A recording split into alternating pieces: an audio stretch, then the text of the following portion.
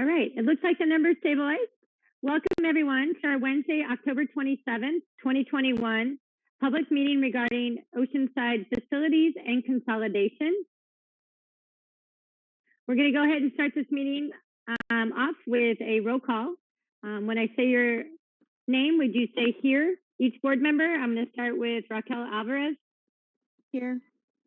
Thank you. Mike Blessing. Here. Eric Joyce. Here. And Eleanor Evans. Here. Thank you. All board members are accounted for.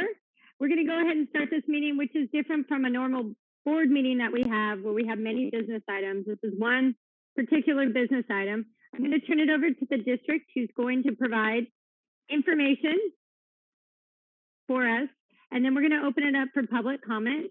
So far, we have quite a few public comments, and we're going to listen to each one of those. So I'll let you know when those start. So I'm going to turn it over. Actually, we forgot the pledge. Let's do the pledge real quick. All right, Dr. Vitale, will you lead us in the Pledge of Allegiance? Yes, I would be happy to. Ready, begin. I pledge allegiance to the flag of the United States of America and to the republic for which it stands, one nation, under God, indivisible, with liberty and justice for all. Thank you for doing that. I will turn this over to the district to start their presentation. Thank you. Yes, absolutely. So thank you, Dr. Begin. And I just want to do a little bit of a historical relooking at this information for folks that maybe this is their first time they're joining us. So if you'll go to the next slide, this just gives an overview of what I'll be talking about. And so the board has been on a journey of consolidating schools for quite a few years in the Oceanside Unified School District. And more particularly for this team, there were two reports that were issued. One in 2017, before I became superintendent and before this board was constituted. It was done by School Services. Another when I was here as superintendent and this board was constituted, and that was done by FICMAT, and that was in May of 2019. And the basic summary from both of these reports on district operations, facilities, and finances was that operational reductions in staffing and facilities to cut costs and compensate for declining enrollment needed to happen. This decline has been happening in the Oceanside Unified School District for over 20 years. People that have been here a long time know that they've seen school closures and consolidations happen prior to us considering it. The dates I'm going to use are from the California Department of Education. So if people remember them differently, my apologies to you. This is what we officially got from the CDE website. So San Rafael closed back in 2002. Pacifica closed in 2007. Ditmar in 2008. And Garrison in 2020. And we had the combining of Ocean Shores and Claire Bergner programs at Surfside. So we have been working on consolidations for over 20 years in this district due to the declining enrollment. Another portion of that report was that we needed to right-size our staff for the amount of students that we had. We've been working to do that over the last 3.5 years, and we've been able to do that without any layoffs, which is a priority for this Board of Education and this administration. Recently, we conducted a long-range facility master plan, which confirmed we have more space than what is needed, and this for our current enrollment and our projected declining enrollment. And we are using about 75% of our space. So all of that leads us to the board engaging in conversations about school consolidation. On August 24th, the board met, and the three questions that were presented to the board were, do we need to consolidate schools? Do we need to adjust boundaries? And how will we set our Measure W priorities? We presented facts to the Board of Education on declining enrollment in California, in San Diego County, and in Oceanside. We presented current and projected enrollment at all schools. We presented the current conditions of all of our facilities based on that long-range facility master plan. We asked to delay the boundary study until after the Board of Education made a decision on consolidation, And the board said okay to that and asked us to bring back consolidation options. So at our September 28th meeting, we brought back 3 scenarios. We considered things like walking distance, the size of the schools, the size of the consolidation, the location of schools to one another, school capacity, and condition of the facilities. The board then narrowed those 3 options down to 2. We've collected over 700 public comments on a form that was sent out to all impacted households and put on our website, and we're taking public comment this evening. Next Tuesday, November 2nd, we're asking the board to approve our recommendation. And even though we're going to go into some more details tonight, I just on the front end wanted to remind the board that our recommendation is to merge our 2 smallest schools, Del Rio and Libby, rebuild Reynolds Elementary School, and move all Surfside programs to Del Rio. So with that, we will go on to the next slide, and Dr. Norman will remind us about some of the facts that we've talked about and present some additional information. Dr. Norman? Thank you, Dr. Vitale. Good evening. Tonight, I'm going to be going through some of our slides talking about different information pertaining to enrollment, pertaining to demographics, and hopefully answering some questions that people may have about our different scenarios. The slide you're looking at tonight focuses on enrollment. Enrollment looking at Reynolds, Del Rio, and Libby to start with. We're also going to be talking about Surfside in future slides, but right now we're going to talk about the elementary sites. So with Reynolds, we have our enrollment. We're looking at it in 2 different ways. We have the TK through 5 numbers when we're looking at our general education population. And then throughout the district, we have students that are enrolled in different programs. And those would be in the scenarios we're looking at tonight. We would have our state preschool programs. We would have our special ed preschool programs and our moderate severe programs. We do have mild moderate programs at all of our sites. Those students are considered general education students first, and they're in our general education numbers. And then the 3rd column has our district capacity numbers. So looking at Reynolds, Del Rio, and Libby tonight, the colors are just to help you keep track of what we're doing. They don't mean anything other than just helping us delineate the different schools. Okay, next slide, please. Next slide. Oh, there, thank you. Now we're going to look at demographic slides. So we're looking at the makeup of each of our school sites. So the first one we're looking at is the socioeconomic students. And that's a little bit different than just low income. A lot of times when we're looking at LCFF funding, we're looking at the income levels, and that's what people are most familiar with. But when we're looking at CalPADS, which is when we do our reporting, it's our first Wednesday in October, we report our CalPADS students a little bit differently. It does include our students who are considered low income and qualify for free and reduced lunch, but then it also includes up to 8 categories, and they could be things, and I'm not going to name all of them, but for example, both SED and low income have, SED and the LCFF low income have the component of the free and reduced lunch, but then there's also the component of both parents not having a high school diploma. There could be, when you go into the SED, it also considers homeless, it considers foster youth, and there's a number of other details that go with that, and that's why the percentages are different. And then you can see all of the other demographic data for Reynolds, Del Rio, and Libby is listed there. So I just wanted you to know why there was a difference between SED and low income, looking at the same students. Okay, next slide. When we talk about class sizes, this is something that people ask a lot of questions about. Throughout our district, we maintain class size ratios. And you might notice that in your students' class one year, regardless of what school you're in, maybe you'll have 22 students in your 2nd grade class. But then your child goes to 3rd grade and they might have 24 students. In our district, we have 2 ways that we regulate our class sizes. Primarily, we have LCFF grade spans, and that's how we get funded. So for our K3, we have to stay at an average of 24 to 1 throughout the school year. So that does mean from time to time, a class could bump up above 24, but we have to look at it throughout the school in the grade span, staying below a 24 to 1. That's mandated for funding, If we even go over it for one reporting period, we could lose our funding. So we're very strict and adamant about how we staff with that to make sure that we're not over. That's why some parents might experience their child's class getting a new teacher as late as March, because it means that for that school with that grade span, we went over, and therefore we have to add a teacher to keep our class sizes lower. And that's something that we do regularly. The other thing that we also adhere to is our contract with ODA, our association. And we have this delineated, and we review it annually. And we've even lowered some of our class size ratios in recent years. And so what you're seeing here with OUSD loading ratios is our most current agreed to contract. Does it mean it's always exactly 24:1? It doesn't, but what it does mean is we do stay within our ratio and within our grade span, and we try to adhere to this as close as possible. So this is the same no matter how big the school is. For example, maybe you're at Ivy Ranch where we're over 700. You could be at Del Rio where we have a smaller population.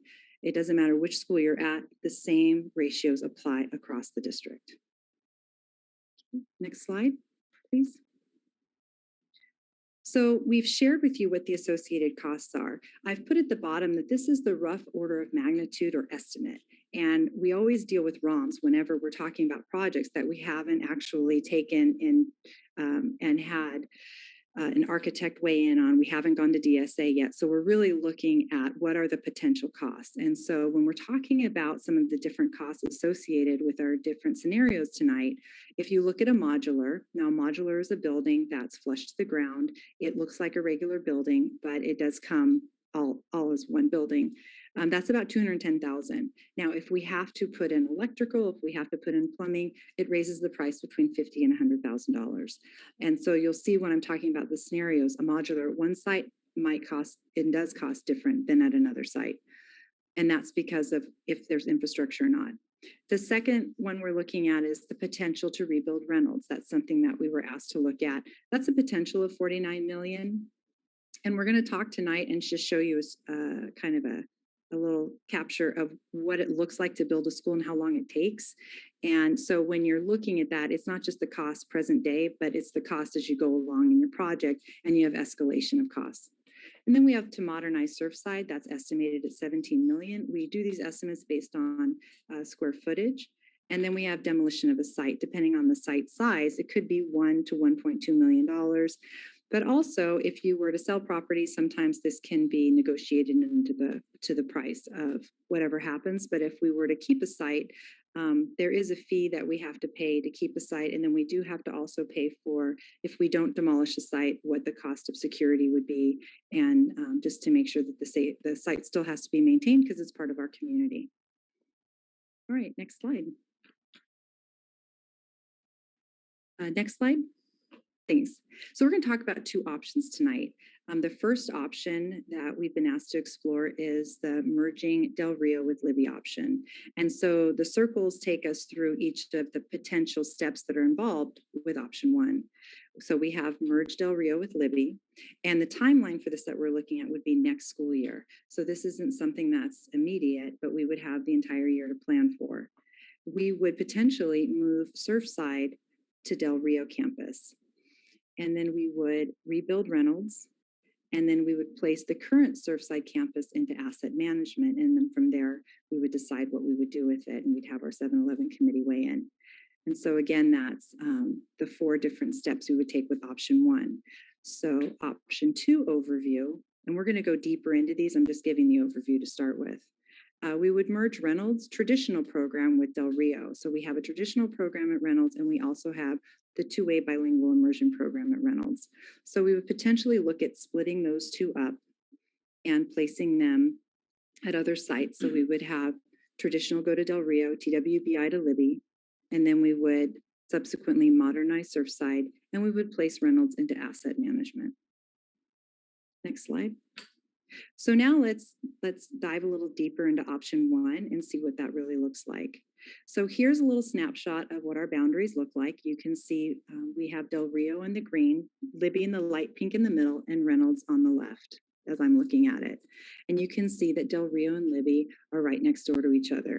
The reasons that the district is recommending merging Del Rio with Libby is because of their proximity and also because of their size. They are our two smallest elementary schools, and we would be able to merge them.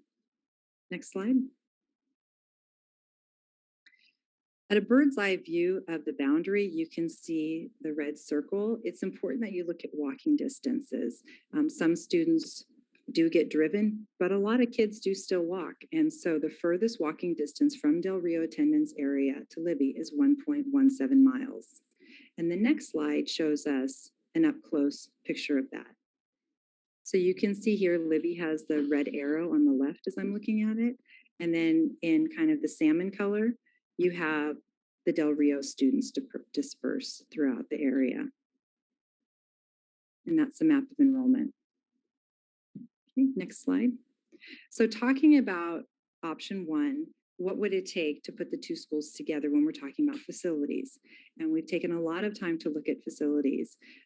I've done just the numbers piece, and then I've sat with each of the principals and talked about our students and our staff and what would it look like when we're physically putting all of our students and staff together at a site. We have 30 classrooms that we would use at Libby. We would need all 30 classrooms to be able to merge the two schools together. Currently, Libby has a PE and a music room and 2 intervention classrooms. We do have the ability to add these modulars. Where we're at right now, we have the time frame to be able to do that. We would still be able to merge them together. Having been a site principal for over a decade, I know that it's nice to have the additional space, and so we would be looking at 34 classrooms. It's important to note that when you are merging sites, you have to look at CEQA, and CEQA has to do with environmental studies. You cannot put more than 10 modulars on a site without having to do a CEQA study, because we're only looking at potentially putting 4, and those are 4 that would be housing additional space. We would be exempt. We believe we'd be exempt from CEQA according to legal. Next slide, please. Here's also continuing with option 1 and diving a little deeper, looking at Surfside. So if you were to merge Surfside into Del Rio, you can see how the students are spread throughout the valley. This is 2020 picture of students. You can see Del Rio up at the top and Surfside down on the left as I'm looking at it. There's a lot of benefits to putting our students at Del Rio and having our program for Surfside function out of Del Rio. It's a beautiful facility, as is Libby. Both the facilities we're talking about tonight are. It's located right next to a transit facility.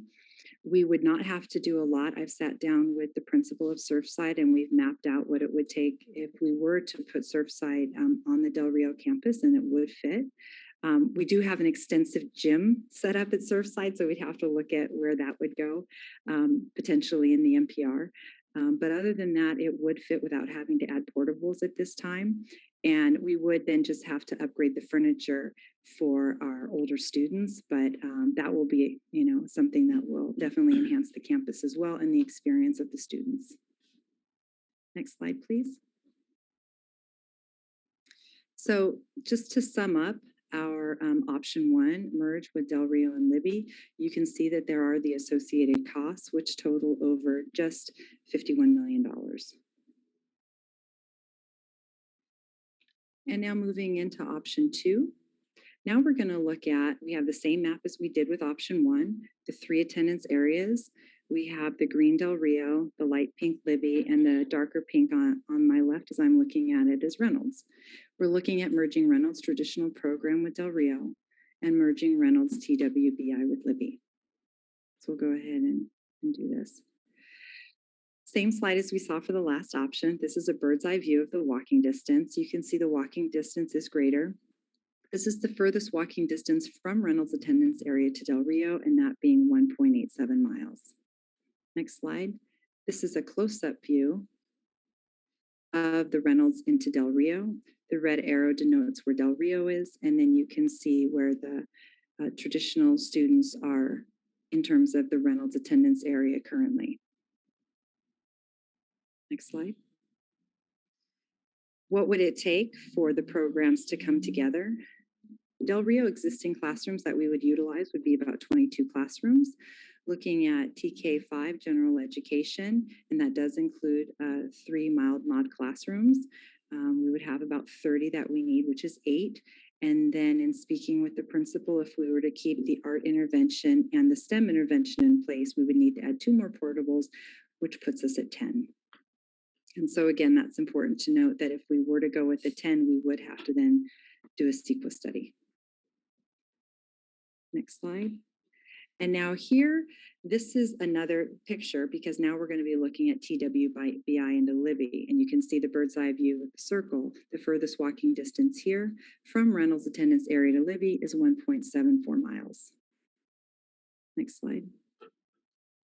And here you can see it's a very different picture.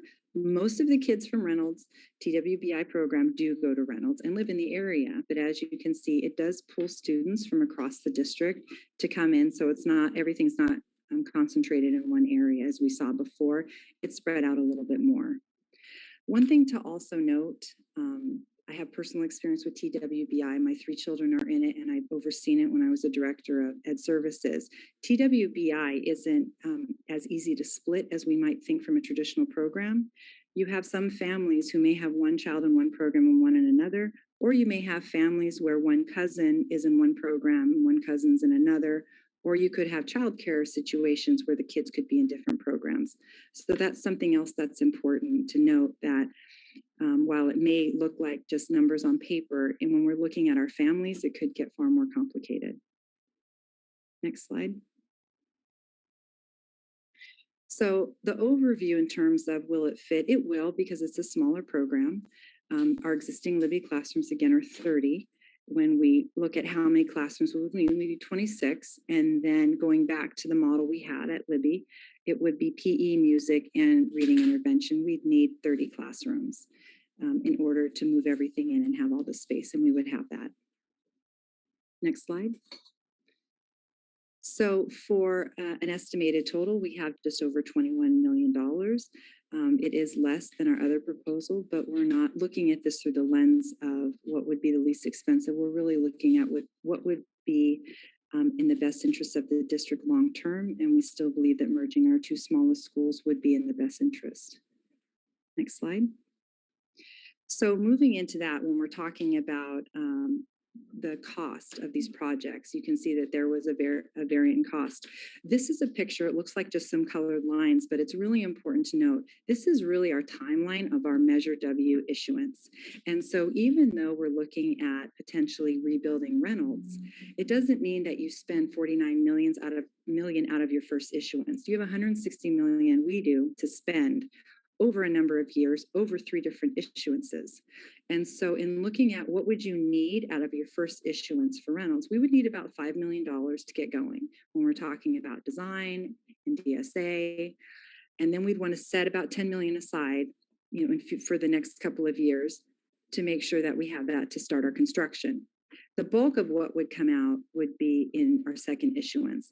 So that means even if we set aside 15 million out of the first 50 million, we still have plenty of money to make a huge difference across the district with lots of projects, depending on what we decide to make a priority as a board. And so that could be anything from looking at the shade structures we've been talking about. We could look at playground equipment. We could look at painting, fixing projects. There's a lot of different things, looking at some of other sites and what are the needs of our other sites that haven't been touched with modernization.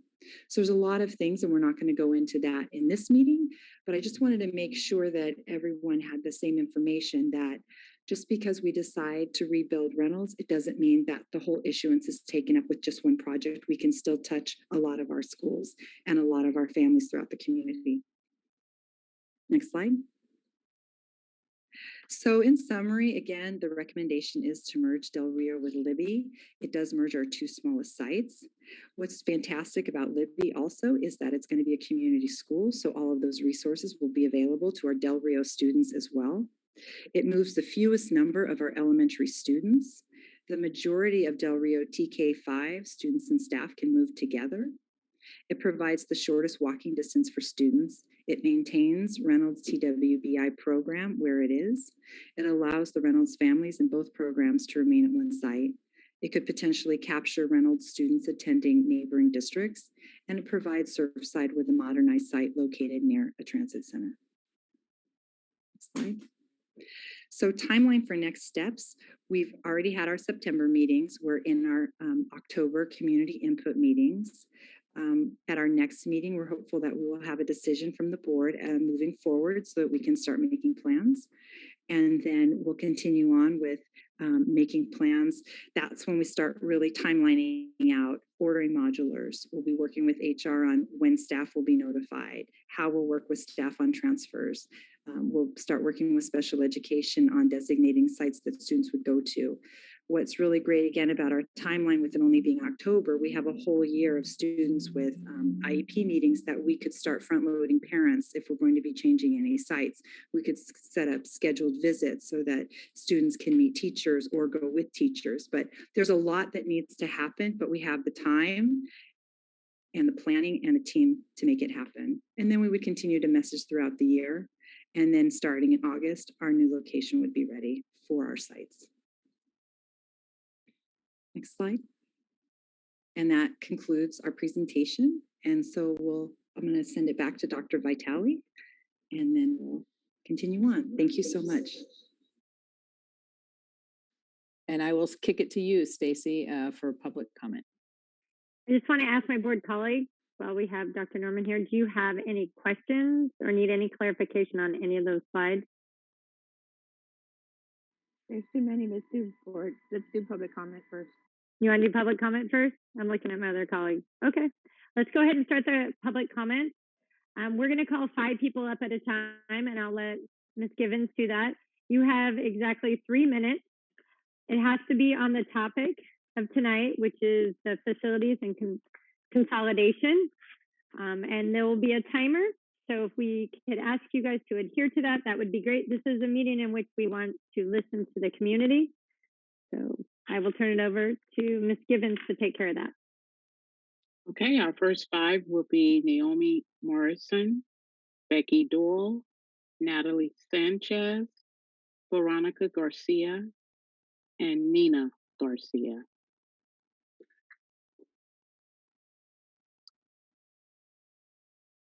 Naomi, it looks like you're first. Are you Okay, ready? great. Thank you. Yes. My name is Noemi Morrison, and I have 2 children currently at Reynolds Elementary. I also live in the Crest neighborhood, which is right next to Reynolds. I'd like to concentrate on just 2 reasons to keep Reynolds Elementary open. The first being walkability, as was discussed in the presentation. Reynolds is located in the middle of several neighborhoods that are designed specifically for families. The Crest in particular, where I live, was built in the late 1980s. And the families that moved in when it was new and raised their children are now retirees. As these older people move out, young families move in. I've seen it. The landscape of my neighborhood has changed from a community of retirees to a neighborhood bustling with young children in just the 2.5 years that I've been living in Oceanside. And part of the reason the Crest attracts young families is the presence of a walkable elementary school. It certainly was a factor when we were looking to buy. And so removing that school and forcing families to drive their children farther, it's bad for the environment. It increases traffic in areas that potentially already have congestion. And it really takes away the sense of community and belonging that comes from walking to school with your peers that you also see at other times in your own neighborhood. So that would be my first reason for wanting to accept the district's option 1 and keeping Reynolds open. The other thing I'd like to point out is we're still in the midst of a global pandemic. The long-range facilities master plan was written in 2017, and of course it doesn't take into account a global pandemic that's still affecting us today. It's killed over 4,000 people in San Diego County alone. The current crop of 2nd graders at Reynolds Elementary have never had a normal school year, a disrupted kindergarten year, a virtual 1st grade year, and now they're masked and distanced. Our school children are still recovering from last year's virtual option. They're still catching up academically, and their social and emotional development needs more time to recalibrate. Moving them to new facilities with new classmates while they're still recovering goes against the OUSD value of putting students first and maximizing their well-being. So I'd like to strongly encourage you to accept the district's recommendation to keep Reynolds open and modernized. I hope the reasons I've presented are as compelling to you as they are to me. And thank you for your time. Thank you, Naomi. Our next speaker is Becky Doyle.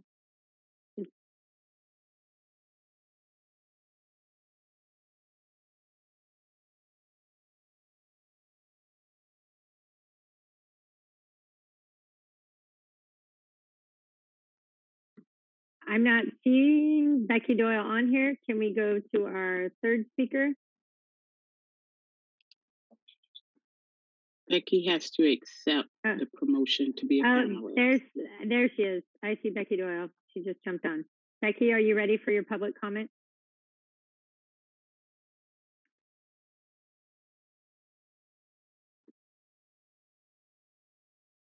Okay. All right. Hello, Miss Doyle. Okay. Would you? Hi. My name is Becky Doyle. I've been teaching at Libby Elementary for 22 years. I'm extremely concerned with the school consolidations. It appears as though the district cares more about the money than the social and emotional health and academic success of the students. This should not be occurring, especially when our high-risk, underserved, and low-income students and families are struggling to survive and recover from a pandemic. The district has been planning for this for at least 3 years. The affected staff and families were not aware of the mergers until September 28th. The district did not officially notify the affected parties until October 19th. There has not been adequate time for staff and families to voice their concerns. The district needs to acquire more information about what the family needs, especially when there's not equal access to online surveys and technology. There are concerns that need to be addressed before a decision is made. Libby's maximum capacity is 794 students. With the merge, enrollment will be 790, and there's little room for growth. We will lose staff members who have established long-term relationships with families, and we will not be a neighborhood school. We will have less support for our students because certain positions will be cut, thus increasing the staff to student ratio.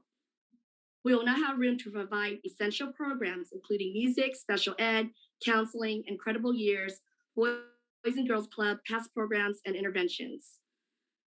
There are concerns regarding busy intersections and the transient population. How will we ensure the safety of families walking to school? The community will be impacted by gang rivalries if the neighborhoods are merged. This has been a historic problem. There is no possible way that these concerns can be resolved by November 2nd. Please put a stop to the school consolidations.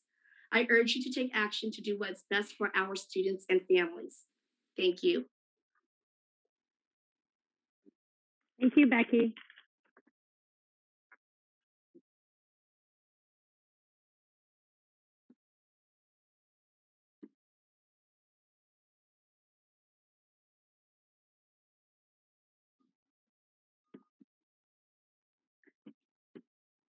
Next speaker, Natalie Sanchez.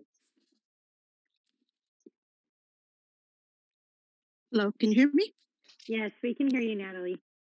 Hi, my name is Natalie Sanchez. I am a Libby alumni. I'm in my 30s now. I have children at Libby, and I am currently now the Libby PTO president. Low-income schools. No, this district keeps saying our students come first, when that is not true. For years, all you guys cared about is money. How many increases has Dr. Vitale gotten in these past 3 years? 2. How many teachers has Libby gotten over these past 3 years? None. We've lost teachers for years. You want to tell us that the numbers are not going to be increased. You want to tell us that the ratio to teachers are low. That is a lie, and I know that for a fact because I volunteered for years at that school.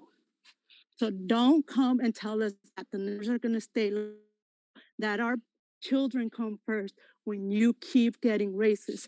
You are selling Pacifica and you have not communicated.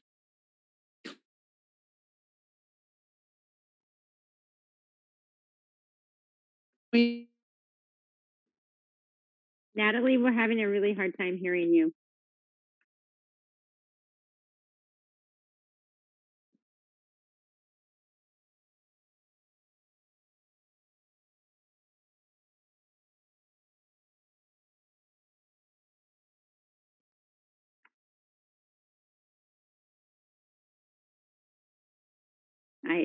I don't know about my other board colleagues, but I can no longer hear Natalie. Okay. Natalie, something happened. All right, she's on mute. We'll try the next speaker and maybe Natalie will work out those technical issues. Veronica Garcia.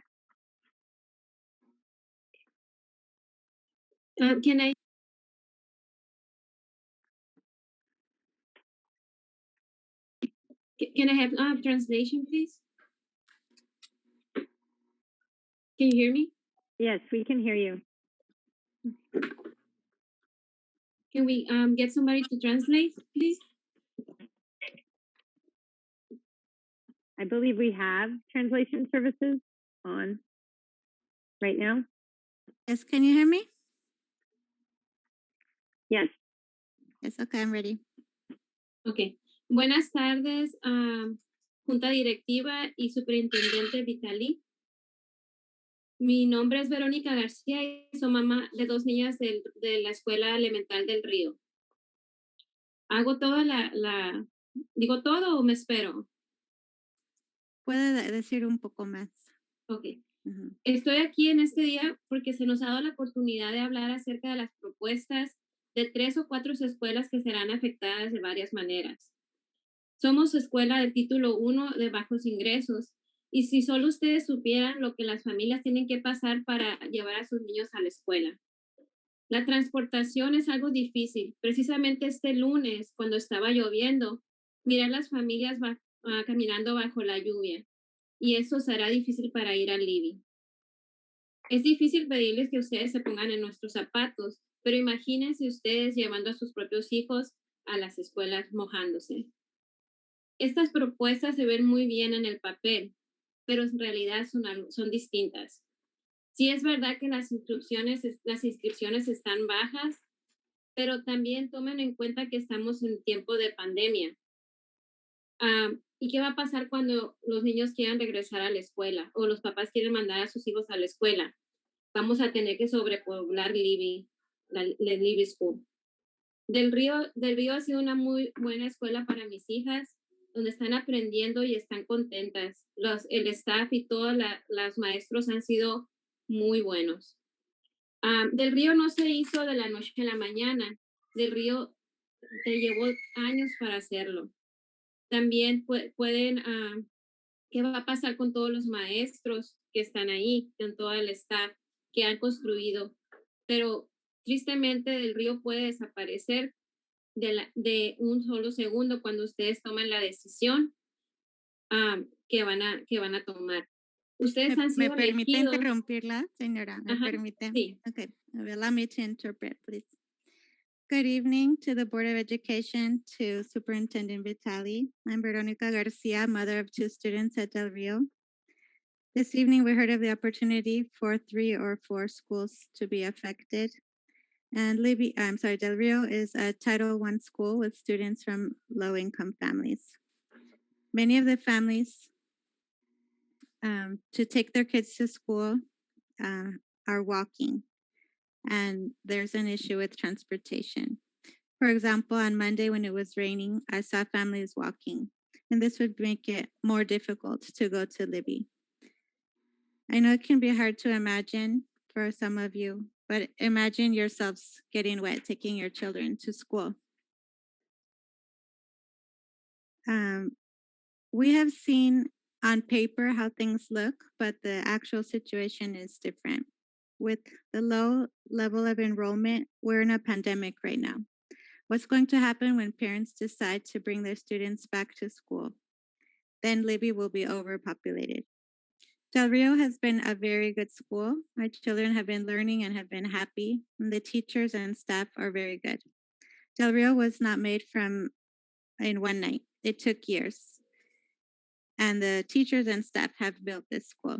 But sadly, it will disappear with your decision if you make this tonight. Continue.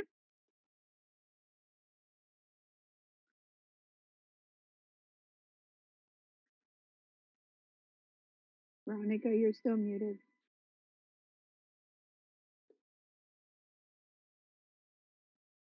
Veronica, you may continue, but you're muted. If you had more Sorry. comments, you have Okay. more time. Ya, la última es que quiero decirles que ustedes han sido elegidos para ayudar a la comunidad.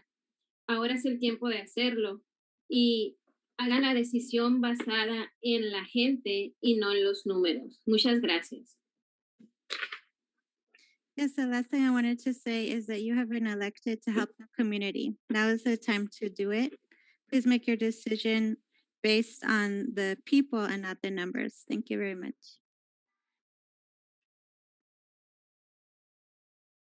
I'm going to try Natalie again. I noticed she just joined back up. Can we let her finish her public comments?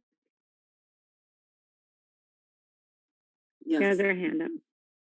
She has her hand up if you'd like to promote her. Try it again.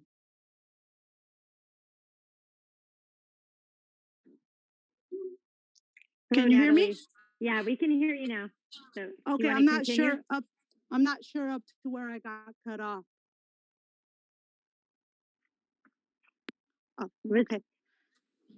As I was saying, I have been volunteering at Libby since my daughter was in preschool. She is now in 7th grade. You want to lie to us and tell us that the ratios have always been low? That's a complete lie. I have witnesses. It's not lies from like certain board members and Vitali, because Vitali has done nothing but lie to us. I don't understand why you can't be clear or honest with the parents. You guys had this for 3 years. It's been 3 years you've been planning this. And we get notified 2 weeks prior. The meeting was in September 28th. We didn't find out until 3 weeks after. And it wasn't from her. It was from staff members from other schools that were reaching out to me. How are we going to trust that you say that our children's education comes first when you can't give us a clue of what's happening in our community? You sold Pacifica for $15.8 million. Now you're going to try and sell Garrison. That will cover your deficit. I don't understand why you keep trying to close these brown schools. Every single year, Libby gets a cut from teachers. Every year. Instead of giving us an extra teacher, you do combo classes. You have the money, but no, you decide to give yourself a raise. You've been with us for 3 years and you've gotten 2 raises. And we don't get an extra teacher? We fought to get a full-time counselor. Now, if these students come, you have told us we won't be getting an extra one. Where are these funds going? Where are the COVID funds? Vista Unified School District hired extra teachers to make sure the number of classes stayed low. What did you do to Vitali? You gave yourself a raise. That's all I'm saying. It's all about money. Our students have never mattered to any of you. Or I should say, these hoodlums have never mattered to you. I'm done. Thank you. Ms. Givens, will you call the next speaker? I lost track.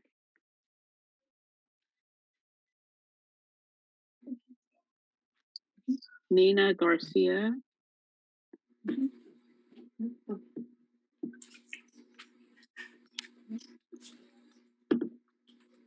Good evening, board members and Superintendent Vitali. My name is Nina Garcia, and I'm a student at Del Rio Elementary. I'm here to talk about why I don't want to move to another school. I have been a student at Del Rio for 3 years. I love the staff that work here. We have events that include everyone. We learn about the importances of our colleges. Those are the reasons why I love this school and don't want to take it down or move it. Please take a minute and reconsider not closing our schools. Thank you for your time. Thank you, Nina. Our next 5 speakers, Todd Madison, Noreen Yasakuchi, Desiree Mcguire, Lindsay Shudock, Nori Barron.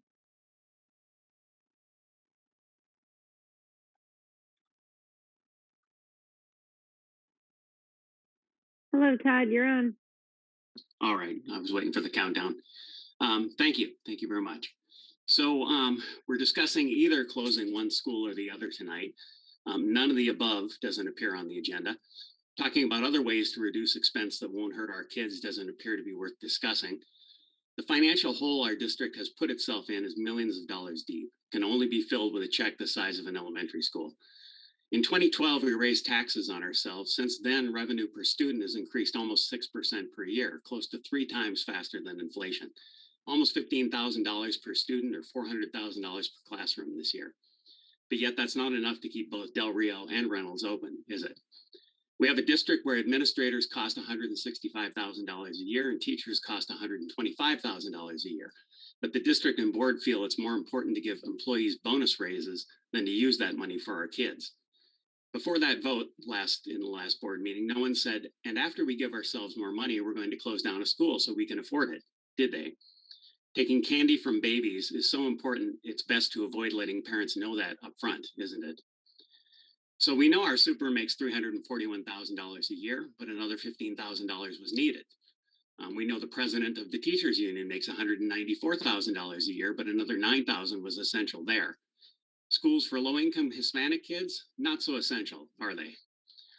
Last night, Dr. Sparks, with a total compensation of $203,000 and a nice $10,000 a year bump on top of that, told me that data was inaccurate.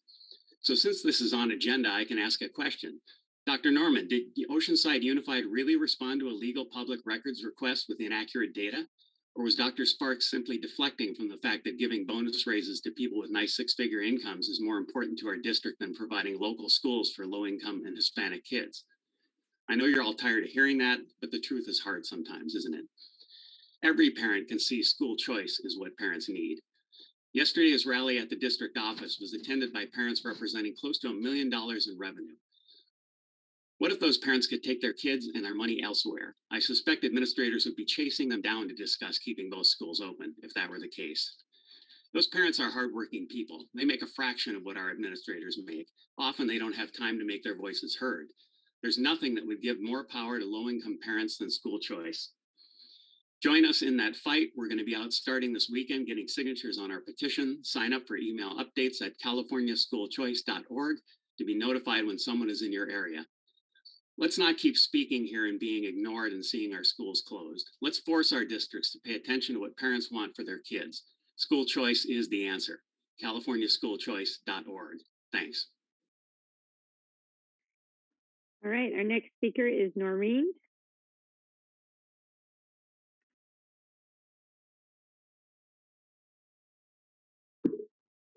Hi, everybody. Can you hear me?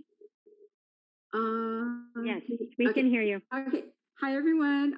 My name is Noreen Yasakochi. I'm from the Child Development Center.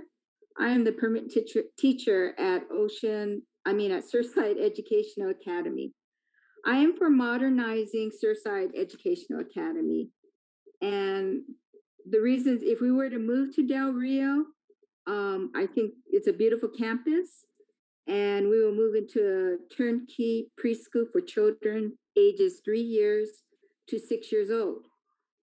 Now, reasons for modernizing Surfside Educational Academy. We are an infant toddler childcare program, caring for children 1 month to 3.5 years. We are not a preschool program.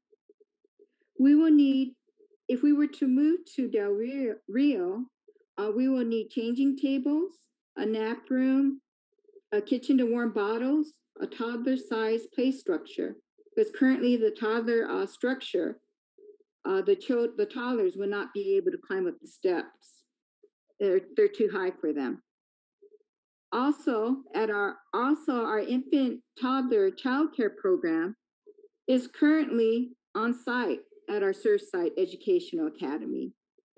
We will be able to move in as soon as the ramps are in place. This is a turnkey facility for us. We are informed that the Infant Toddler Center will not be able to be moved to Del Rio. I have a question that maybe you could answer later, but I wanted to know if we move our program to Del Rio, will we share the building with the state preschool program? And also, I would like the board to know that we are a teen parent program. We provide services to students at Oceanside High School and El Camino High School. The teen parents travel on the Sprinter, and my time's almost up. And the teen parents also prefer the Sprinter because it is easier for them to use their stroller and carry their diaper bag and their backpacks. And if they were to travel by bus to Del Rio, it would take them 2 to 3 buses, and they'd have to carry all their gear down the steps. And in some, we would like to modernize Surfside Academy. The Infant Toddler Center would be turnkey. It has everything we need to educate our children, and there would be no added expense to the school district. So thank you very much for hearing me. Thank you. Thank you.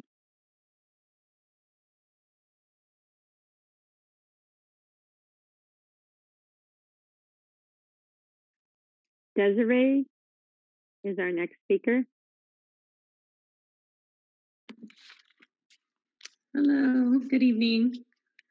Good evening, Superintendent Vitale, excuse me, and OUSD board members. My name is Desiree Mcguire, a parent of 2 children that attend Reynolds Elementary.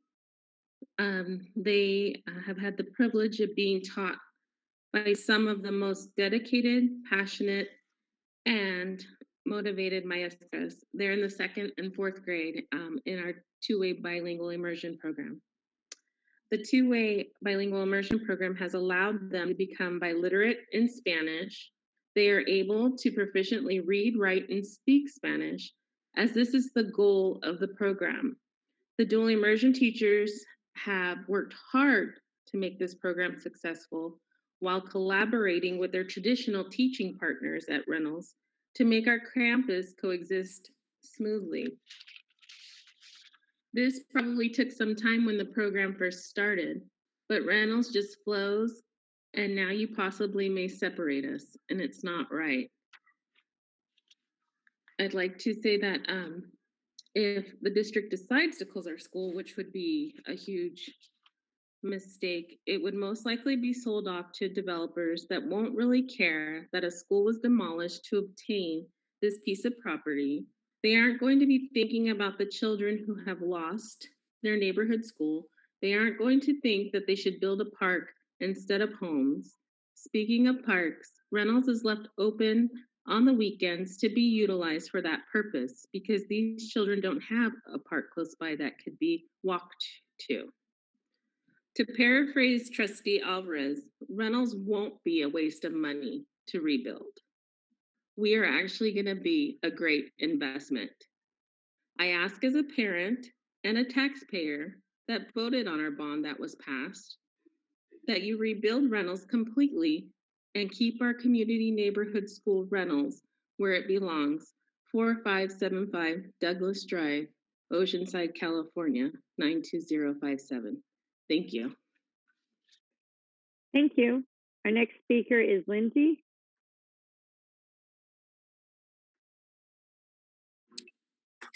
Hi, good evening, family and board members. My name is Lindsay Chittock. We have 2 students at Reynolds who are on the path to going to MLK and El Camino.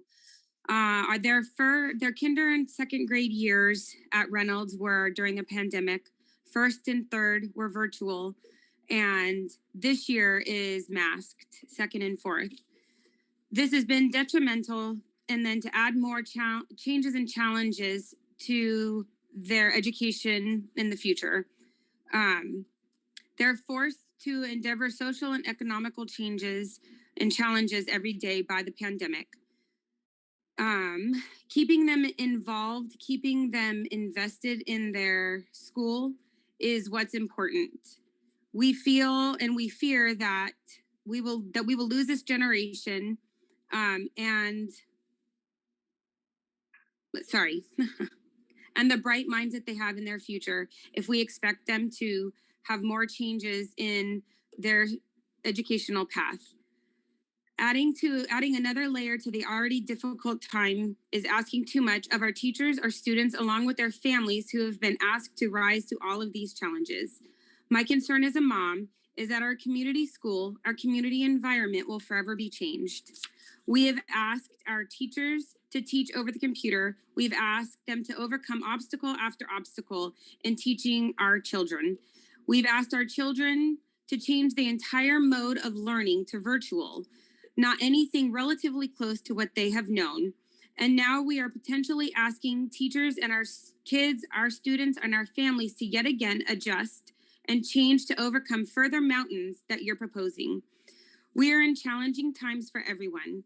We as adults and parents have to put the needs of our children and their needs first. We need to stop asking our children to do more. We need to stop asking our teachers to keep teaching with these ongoing challenges. And we need to allow our children to rise and learn. We need to allow them to have a say in their futures. We need to give them all of the tools to better their futures and to stop expecting them to climb the mountains we are volunteering them for. Allow our kids their schools, and Reynolds is our school of choice. We allow our students and staff to continue their educational path at the schools and with the staff that they choose, that we choose. This is about our students. This is about their future and not a financial decision. As the parent said before me, Reynolds is an investment. Schools are investments, not a burden. Keep our schools where they belong and our students in those schools that they chose.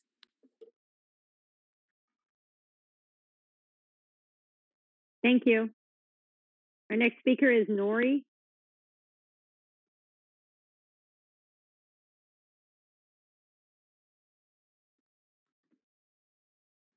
Hello. Hello. I'm Nori Barron. I have a daughter at Reynolds Elementary in the Dual Emerge program.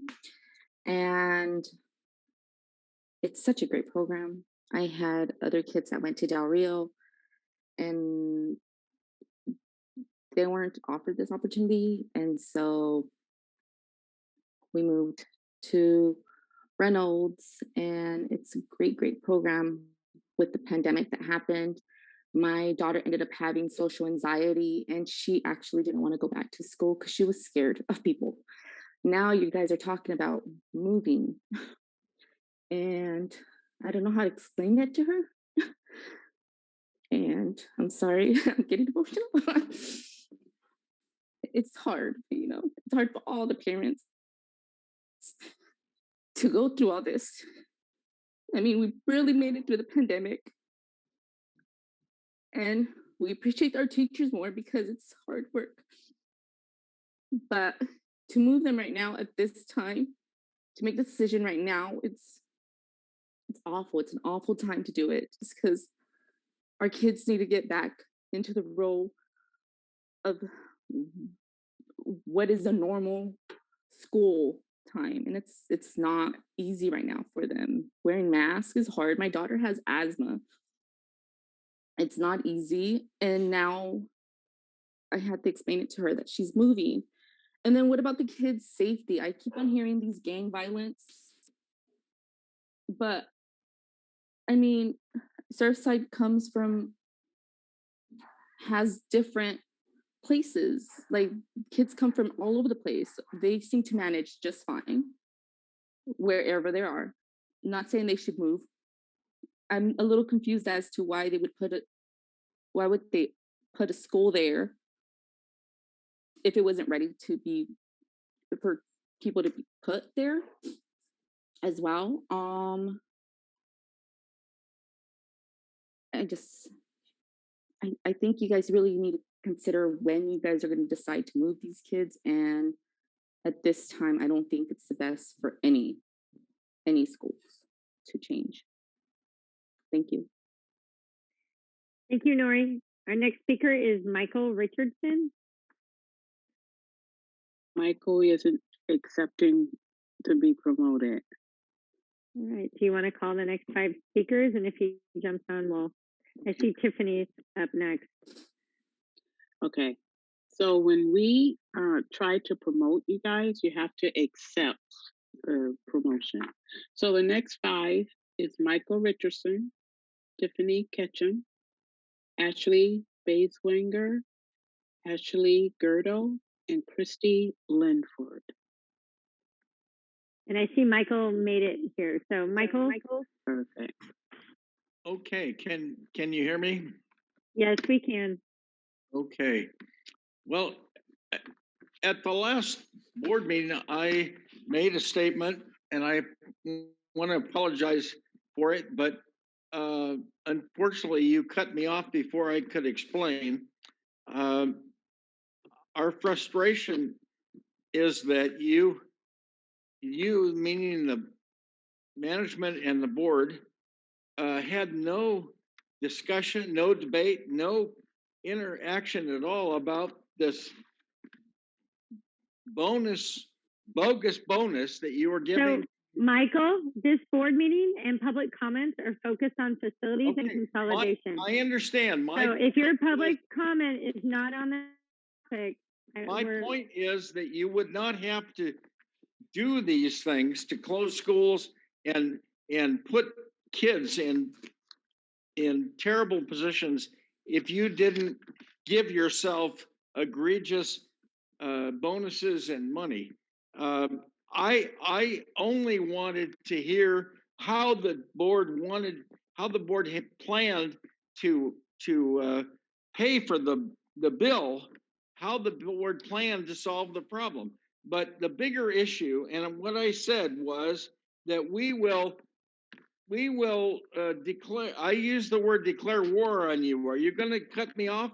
I said what I meant was, we're not going to hurt you. We want to stop you from hurting our kids.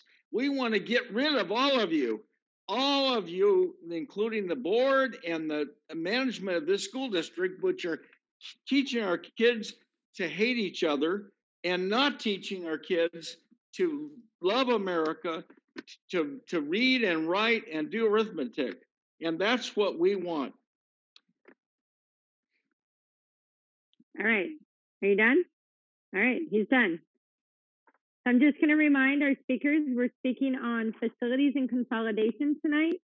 It's not a typical board meeting. This is a special board meeting to hear the community regarding that issue. So our next speaker is Tiffany. Hello, can you hear me okay? Yes, we can.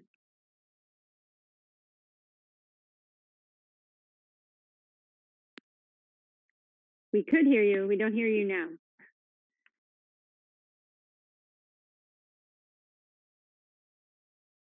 For the Facebook group OUSD Parent Teacher Collective. We value information sharing and support for all issues our district families and teachers face, as well as linking us all into what's going on in our local community, because we believe it can be better with more people getting involved. Personally, I'm not in support of closing or moving any schools. Enough is enough. I can't comprehend how OUSD can go through this pandemic saying there wasn't enough space to be socially distanced, but now there is too much space, and it means merging schools into asset management, which we all know means close it and sell it to the highest bidder like Garrison, Pacifica, and Ocean Shores. Meanwhile, OUSD was recently awarded bond money by voters, increasing our taxes to support schools in the rehab needed.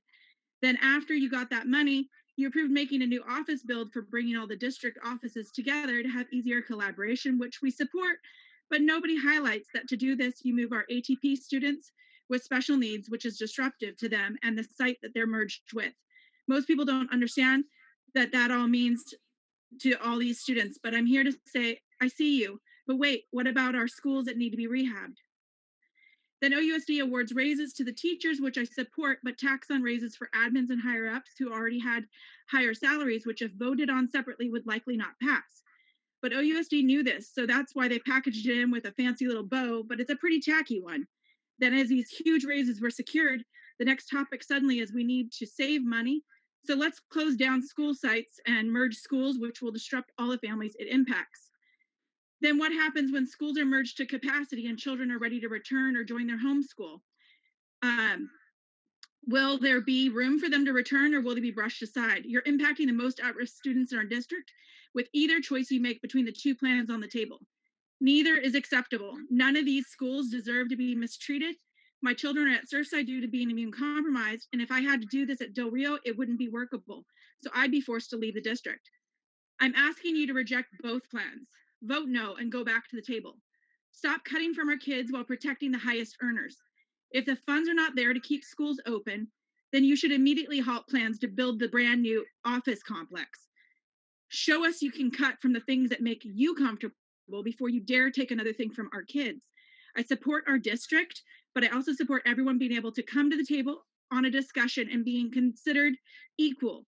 Not one of these schools is less important than the other. I support Surfside, Del Rio, Libby, and Reynolds families because I support all OUSD families. Thank you for your time, and I appreciate your concerns. Thank you, Tiffany. Our next speaker is Ashley Bieswanger.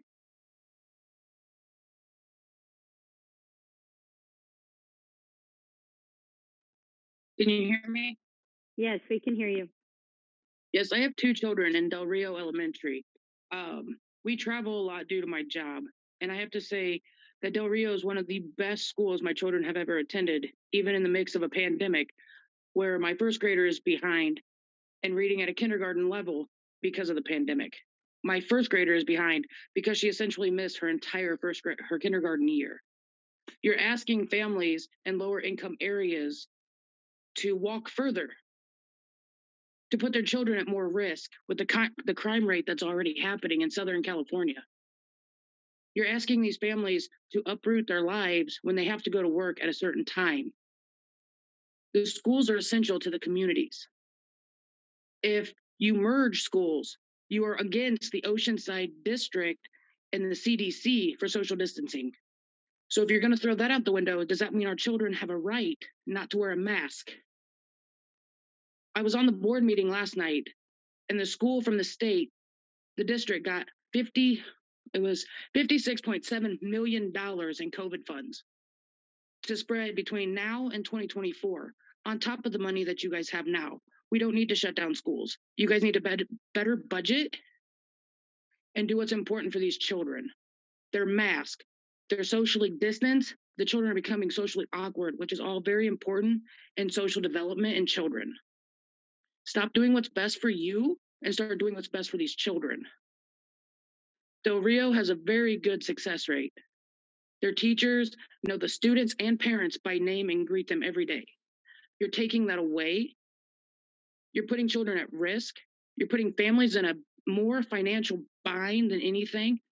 And if you need, then you need to get buses. If you want to be there for the children, get them buses for families who have to work, families who have to go to work to make sure their children can get to school.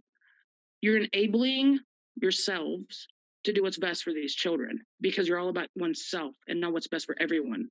Take both deals off the table, leave the community schools alone, and cut your own budget and stop taking away from the families that are already suffering.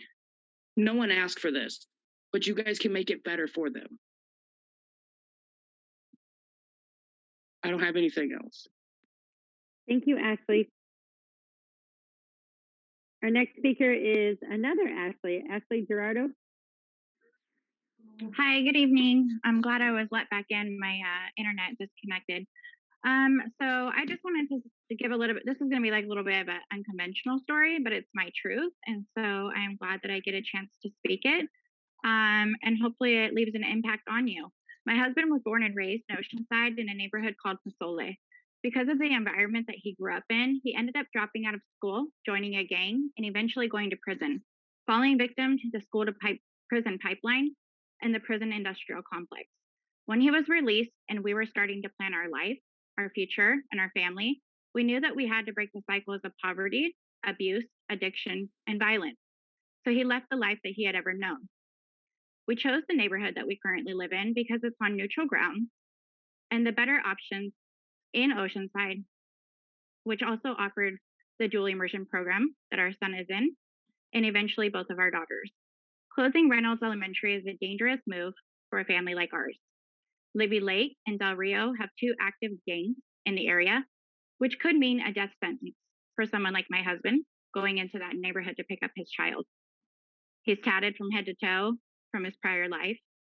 And not to mention Libby Lake Elementary has 9 registered sex offenders, according to Megan's Law, and Del Rio Elementary, the neighborhoods, not the schools, has 7 registered sex offenders.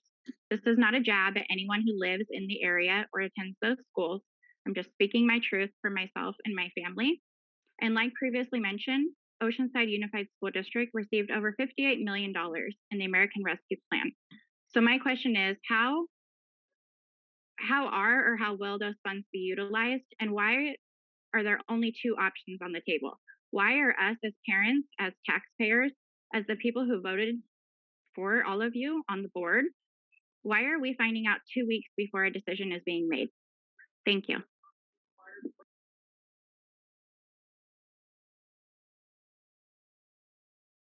Thank you, Ashley. Our next speaker, do you want to call up the next crew, or are they already there?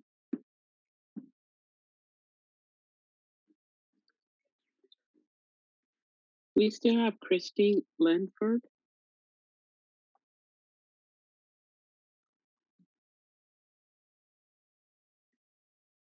I'm not seeing her on our list here.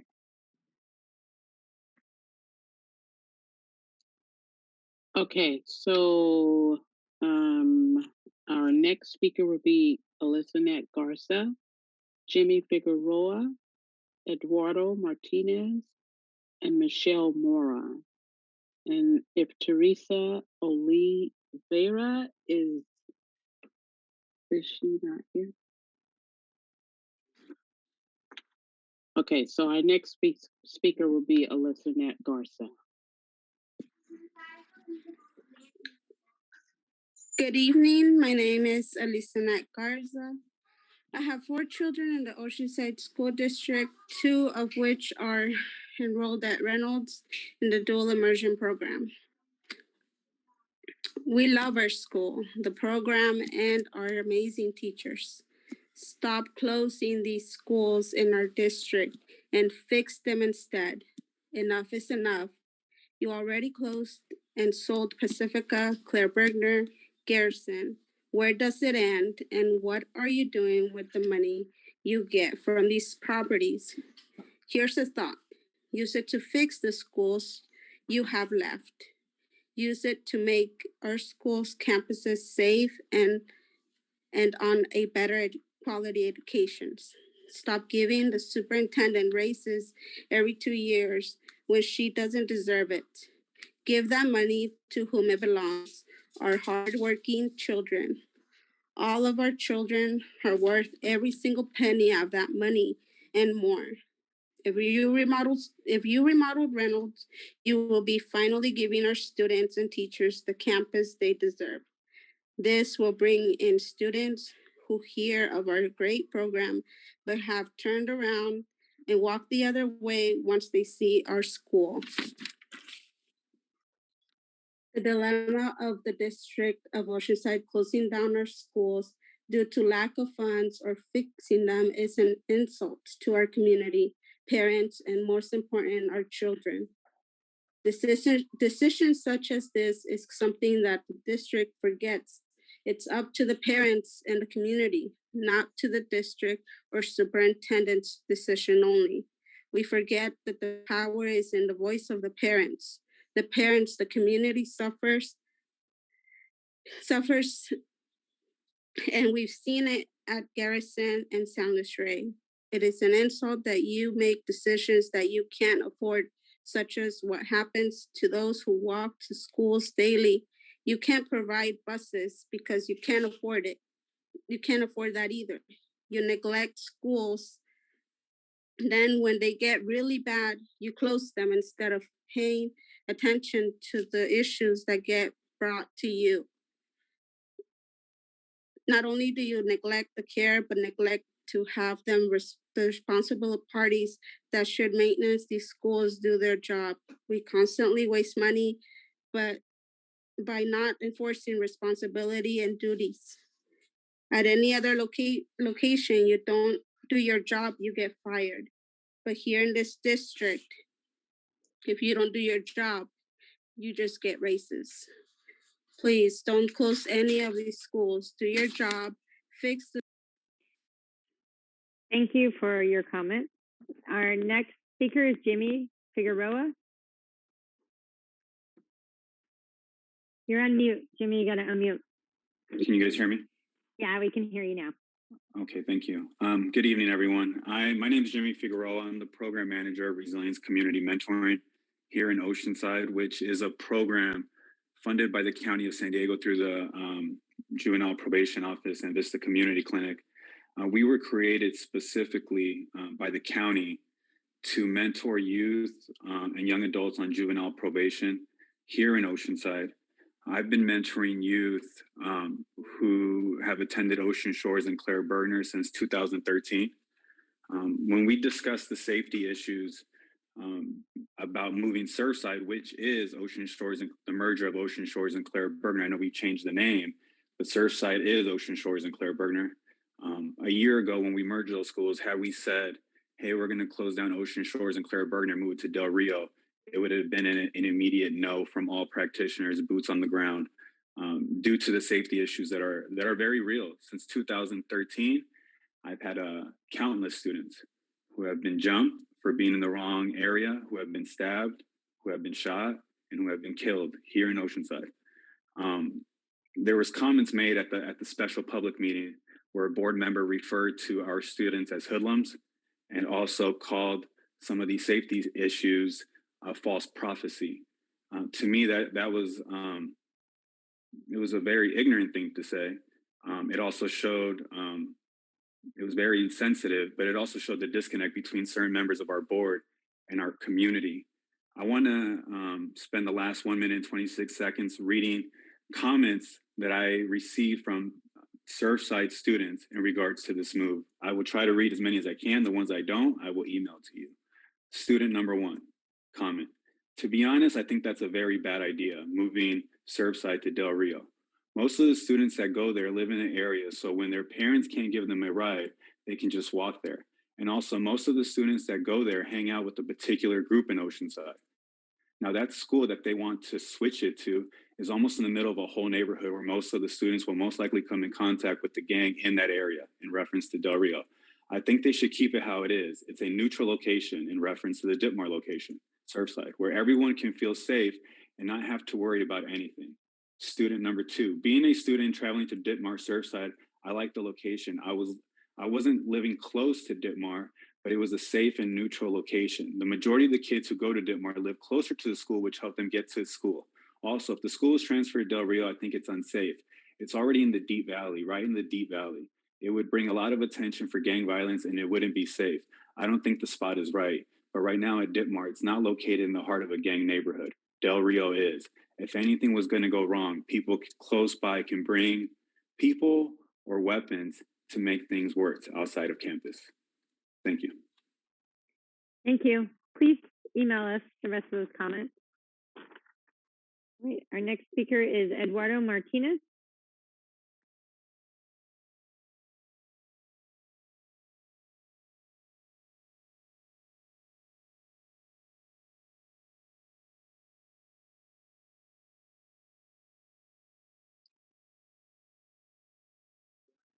Can we move to Michelle Mora? Sure.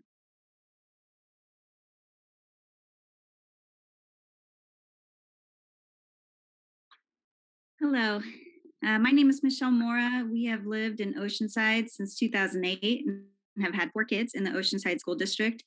My older son attended Libby Elementary and my youngest just started there. We have been told in our IEP meetings there is no budget for teachers, aides, and special education resources. My family has been told no throughout my older son's career in special education. But on the other hand, we are informed that district administrators and superintendents are taking pay raises. If the district is in such a dire position that they have to close entire schools, then there should not be any pay raises, and those funds need to be used in support of the children. My younger son's teacher has said that there will be an impact within special education and classes may be moved to other locations. Why was this not outlined in the options provided by the district? Why is this population of kids not included in the initial review for options? They are not even being taken into consideration. This is a disservice to the children in this program and leads me to believe that the district is not being transparent about everything included in the plans. I reject both options and I ask for a more thorough review of where the money is actually being spent in the district, and I ask for more information on what exactly is happening in the special education program. Thank you. Thank you, Michelle. Okay, our next 5 speakers will be Danny Lopez, Jeff Olson, Laura Fisher, and Lorena Carrasco.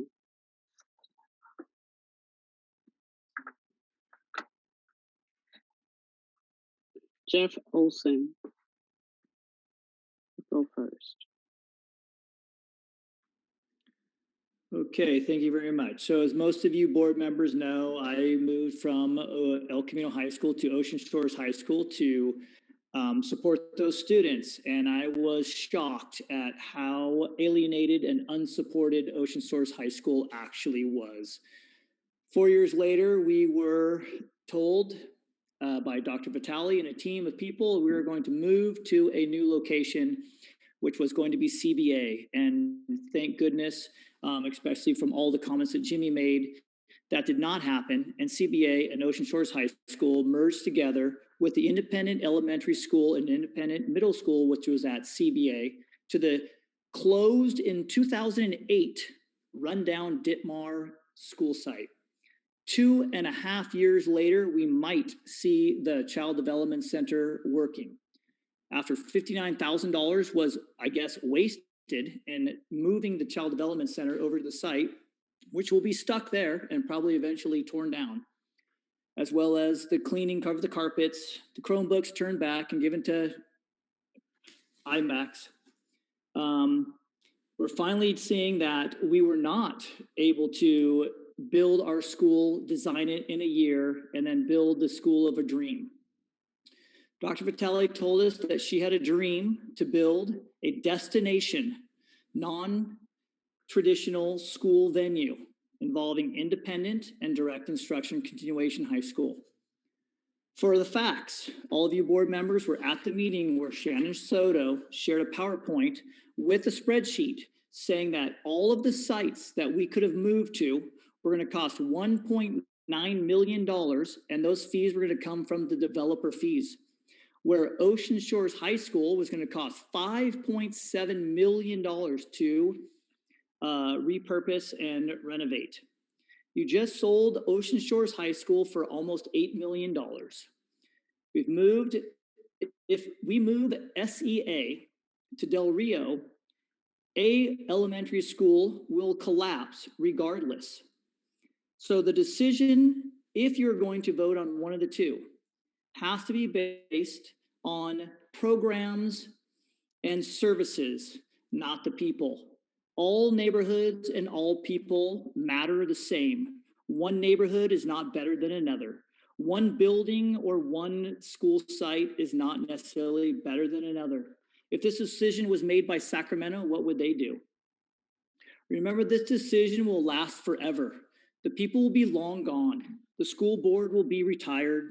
Most of the district officials will be long gone, relishing in their huge retirement with their huge paychecks, while the new people coming to the school will have to deal with those consequences. Yev. Thank you, Jeff. Sorry, your 3 minutes is up. Our next speaker, Laura Fisher.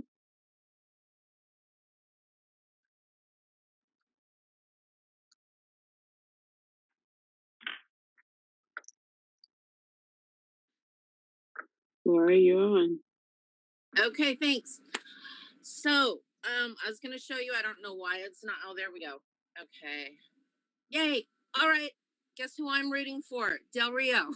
Del Rio's my heart. Del Rio is the heart of many, and we're gonna try not to get emotional here. I've I work at Del Rio now. I subbed at the wonderful Reynolds. I subbed at the wonderful Libby, but I went to Del Rio when Del Rio was all portables, when Hurley Dodd was principal, when Mrs. Tom was the best teacher in the whole wide world. And I want the students that we have at Del Rio now to have these same memories. I want them to have their neighborhood school. I want all the kids in our district to have their neighborhood school. We should not be closing these schools. We have to figure out another way. I respect the hard work that all our board members do, that Vitaly does, sorry, just going by last names, that everybody does here. I know it's not easy. I know y'all take a lot of attacks from people and they don't necessarily understand where you're coming from. I'm hoping that you are not hearing Charlie Brown's teacher right now, as all of these parents and students, yay, Nina from Del Rio, are talking to you. I hope you're really listening. Nobody wants this to happen. It's not good for anybody. Yes, Reynolds needs to be fixed. Let's figure out a way to do that without closing Del Rio. Do not close us. Do not send our kids somewhere else. Keep them where they are. We love them. We adore them. Libby, like I said, all these are fine schools. You really need to listen. We do vote. This isn't a, hey, we're going to remember, but guess what? We will remember. We understand what the decisions you have to make. We understand it always comes down to money, but you need to take these students who have been through so much already and not move them again. Like one of the parents said earlier from Reynolds, don't move our kids again. Don't make these changes. They're dealing with so much right now. Teaching the kids is the number one priority at the school, but guess what? SEL, all these other things we're addressing social, emotional issues with them. There's so much kids are dealing with right now, and we're doing our best to be there for them. Please do not move them. Stop this, figure it out a different way. We worked hard for this bond money. Let's share it amongst all our schools. Thank you, Eric Joyce and Raquel for talking about that last time. Equity is key. All of our kids matter. I'm going to stop now before I get cut off like I did after the 4-hour meeting. Thank you. Yay, Del Rio, I love you. Thanks, Laura.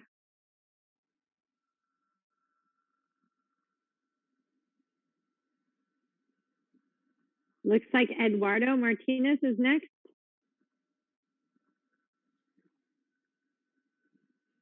Hello. Yes, we can hear you, Eduardo. Hello all. My name is Eduardo Martinez and I have a 7-year-old boy at Reynolds. I live right next to it. I just wanted to plead to rebuild Reynolds for several reasons. I am active duty military and I commute 100 miles a day so my kid can go to school here. I am in San Diego now. The city of Oceanside, the data research, I am not 100%. It is accurate and biased, perhaps. So I would like it to be revised due to the fact that all I've seen in the city in the last 5 years I've been here is nothing but growth, especially in the community right next to Reynolds. All the retirees, as was stated earlier, is being replaced by young families like myself. And we would look forward to it. We serve our country to be able to have a good life, and in return, we would like it to be the same for you guys. And this is not supporting our mission for our kids to relocate them and have them walk. I do not feel safe my kid going to a different school far away from my house, where I plan to do. And as I heard earlier, it's not a safe neighborhood to walk by Levy Park, and it's just a disservice to myself and family that will look forward to move here. Also, I believe these actions are on the best interest of the members.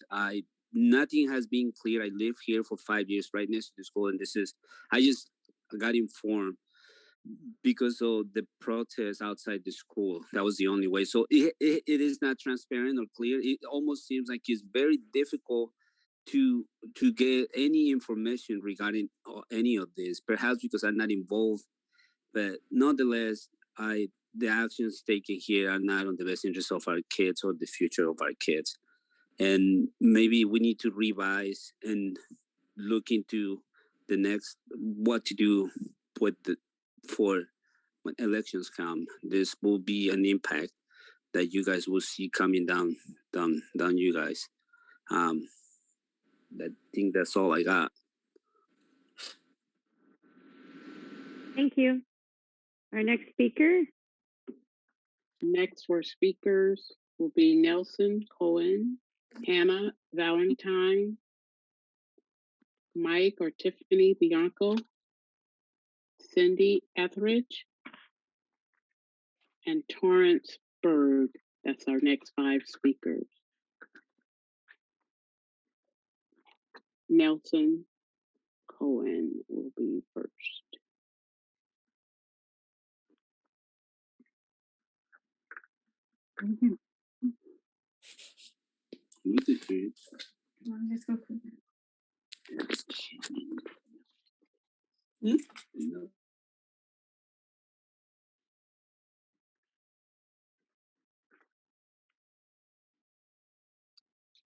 Give us a minute, please. Thank you.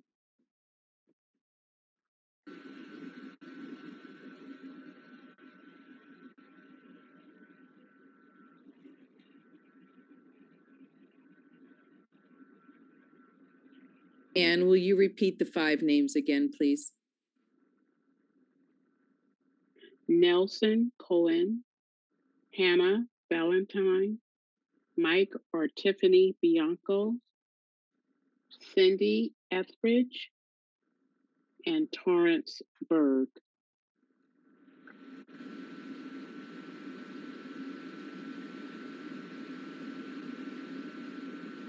Let's go with Hannah Valentine first.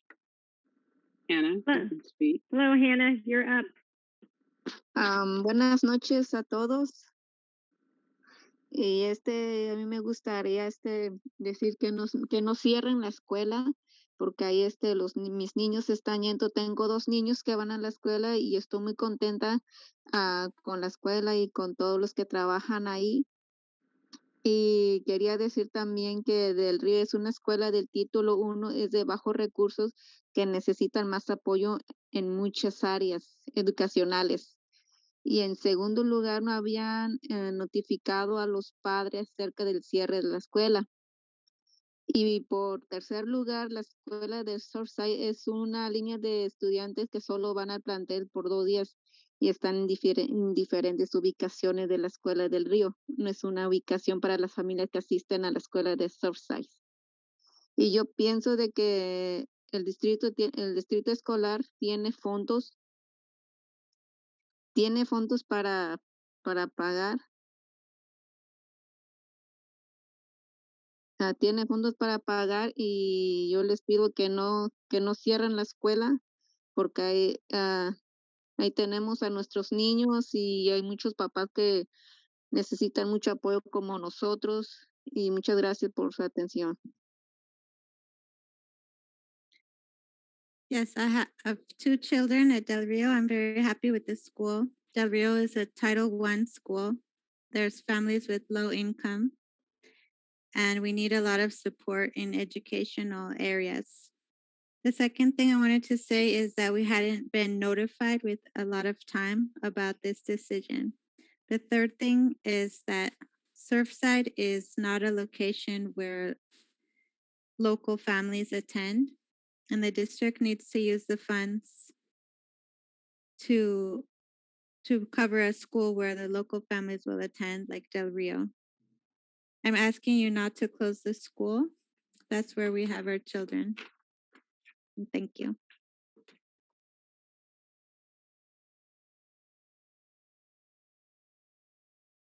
Looks like our next speaker will be Torrance.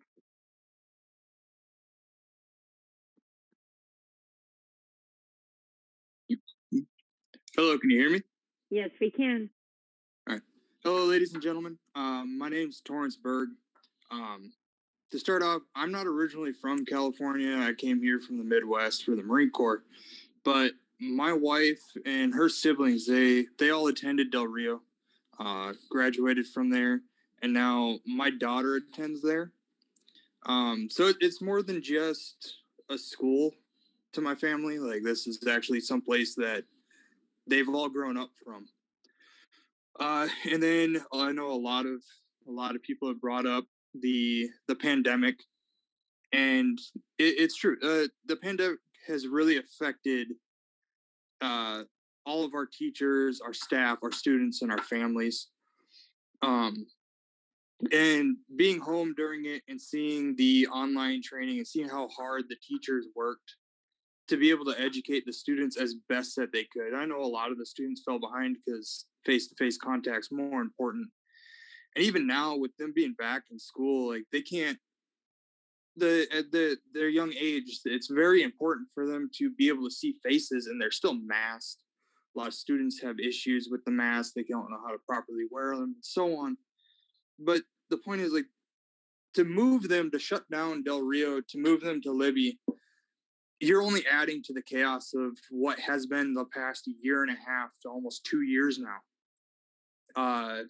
Seeing it affect not only my daughter, but the other children around, where they're scared to go in when they see people out in public not wear masks, and just how it's affected them. And I'm not saying shut down any of the other schools or replaying. No student deserves to lose where they feel safe, where they are learning, where they've developed a sense of community with those around them. And that goes with the students, the staff, the teachers, them all, because it takes community of them all in order to pass on the knowledge that they're supposed to and develop these children as they grow and as they learn. I don't agree with shutting down any of the schools. Budgeting could definitely be changed and function differently. But I hope that you take serious consideration from all the parents of all the schools that have spoken today, because this is the heart and soul of the community right there. So thank you. Have a good night. Thank you. Our next speaker. Okay, so we have on the list Nelson Cohen, Mike and Tiffany Bianco, Cindy Etheridge. However, they are not accepting the promotion to be panelists. So if all right, Tiffany, you just raised your hand. We just need you to accept. There we go. We got Tiffany now.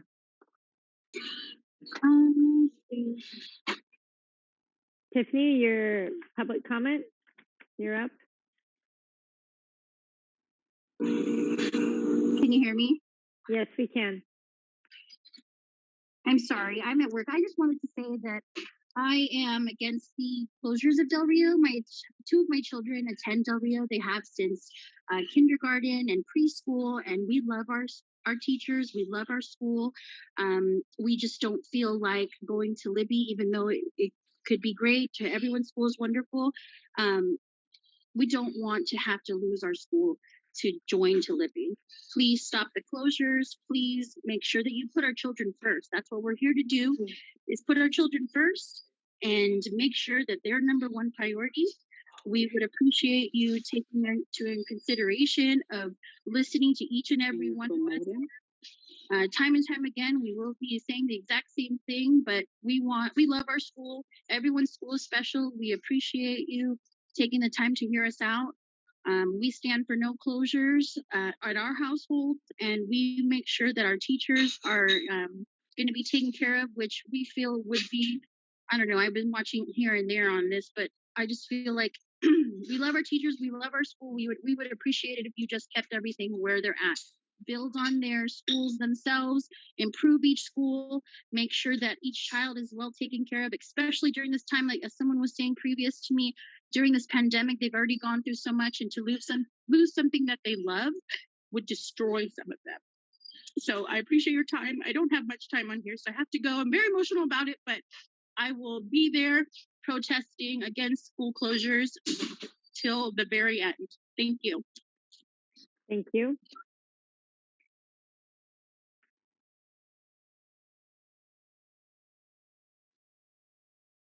Danny Lopez.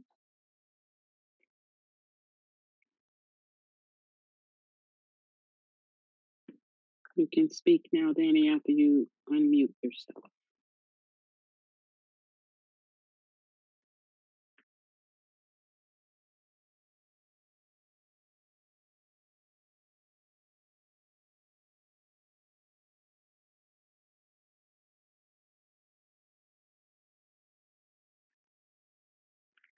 Danny, you have to unmute yourself, Danny. You hear me?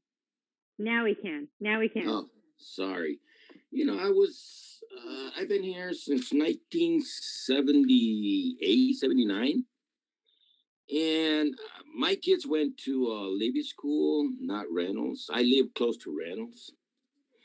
And I seen over the past years what has been going on. You know, I like when they remodeled the Oceanside High School where I went. I went to El Camino. They did some of the remodeling too. Most of my teachers were nice teachers, but we came from those elementary schools. My daughter, they went to Levy School. I got one teacher right now, and I got the other one became she's a teacher too. The second one, the third one went there too and became a hairdresser. And I mean, they did pretty good with those classes. And when I'm over the years, this is the first time that I heard that you guys shutting down the schools and because there's no budget. I think there is a way to just save those schools. I don't think they should be destroyed because where those kids that really need to focus on their future. And if you guys gonna shutting down all those schools and pushing them to the other schools, I can imagine how many kids they're gonna have a like they're gonna be old. How can I say this? They're gonna be traumatized because it went to myself that I came down from Carlsbad, and when we moved down to Oceanside, I mean, I got scared because I didn't know nobody, and it took me a long time to get acquainted with the students in there and here in Oceanside. But another thing, if you guys push them to other schools, to me, I believe there's going to be too crowded. As my daughter, she teaches at Lake Elsinore Elementary School, and she's been telling me that they used to have like 18, 20 students, and they push them more, like 28 students, 30 students, which is, I think is too much, and it's going to be too crowded. I think there's a way to save those schools, you know, regardless what the people that are coming, they say that, yeah, Levy, it's a gang stuff. I understand it is, probably was, or maybe still or not. You know, I still live around, but my theory is,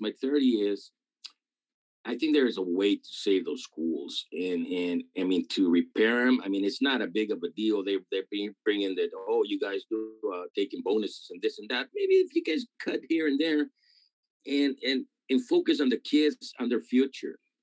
Thanks, that's all I got to say. Danny. Thank you, Danny.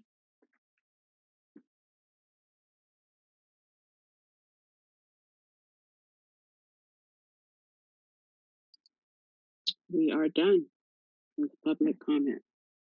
Okay. All right, board colleagues. We heard from many of our community. We also received the results from the survey link. I'm going to look at my board colleagues and see if anybody has a question that district staff can answer, or if you want to discuss any concerns.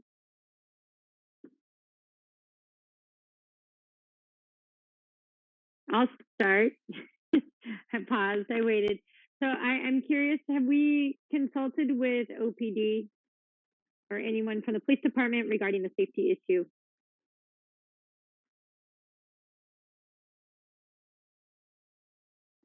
Sorry, Stacy, did you say did we? Yeah, did you? And do you have Yes. any information to share? I know we asked that before. I do. I have a statement from Chief Armijo. If you want me to read it, I certainly can, and I can do that with his permission. So I'm guessing that's a yes. So Yes. this is what he wrote verbatim. OUSD is already managing having students representing rival gangs on the same campus. This is the case at the Oceanside and El Camino campuses. This is also the case at the middle schools, but to a much lesser extent. Although we cannot guarantee there will be no issues resulting from the proposed relocation of Surfside to the Del Rio campus, our experience, along with the downward trend of gang activity citywide in the last several years, suggests that concerns regarding gangs should not be prohibitive. The same concerns were present when Surfside was being planned, and OUSD, along with our school resource officers, successfully managed them. While having plans in advance of the moves will be prudent, it is also important to note that in approximately the last 15 years, the number of documented gang members in our city has gone from over 1,100 to nearly 300. Additionally, gang-motivated violent crime is down nearly 50% compared to the same time last year, continuing an overall downward trend that has been occurring for approximately the last 10 years. None of this information is intended to suggest gang crime is no longer of any concern. The police department dedicates significant resources towards preventing and suppressing gang crime.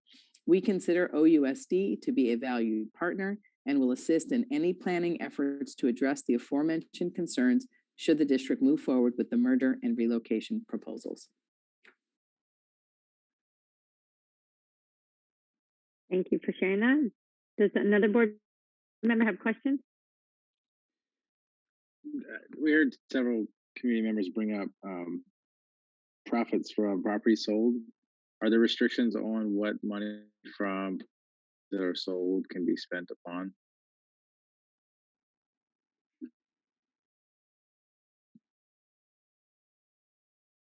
Dr. Vitale, I'm not sure if you're.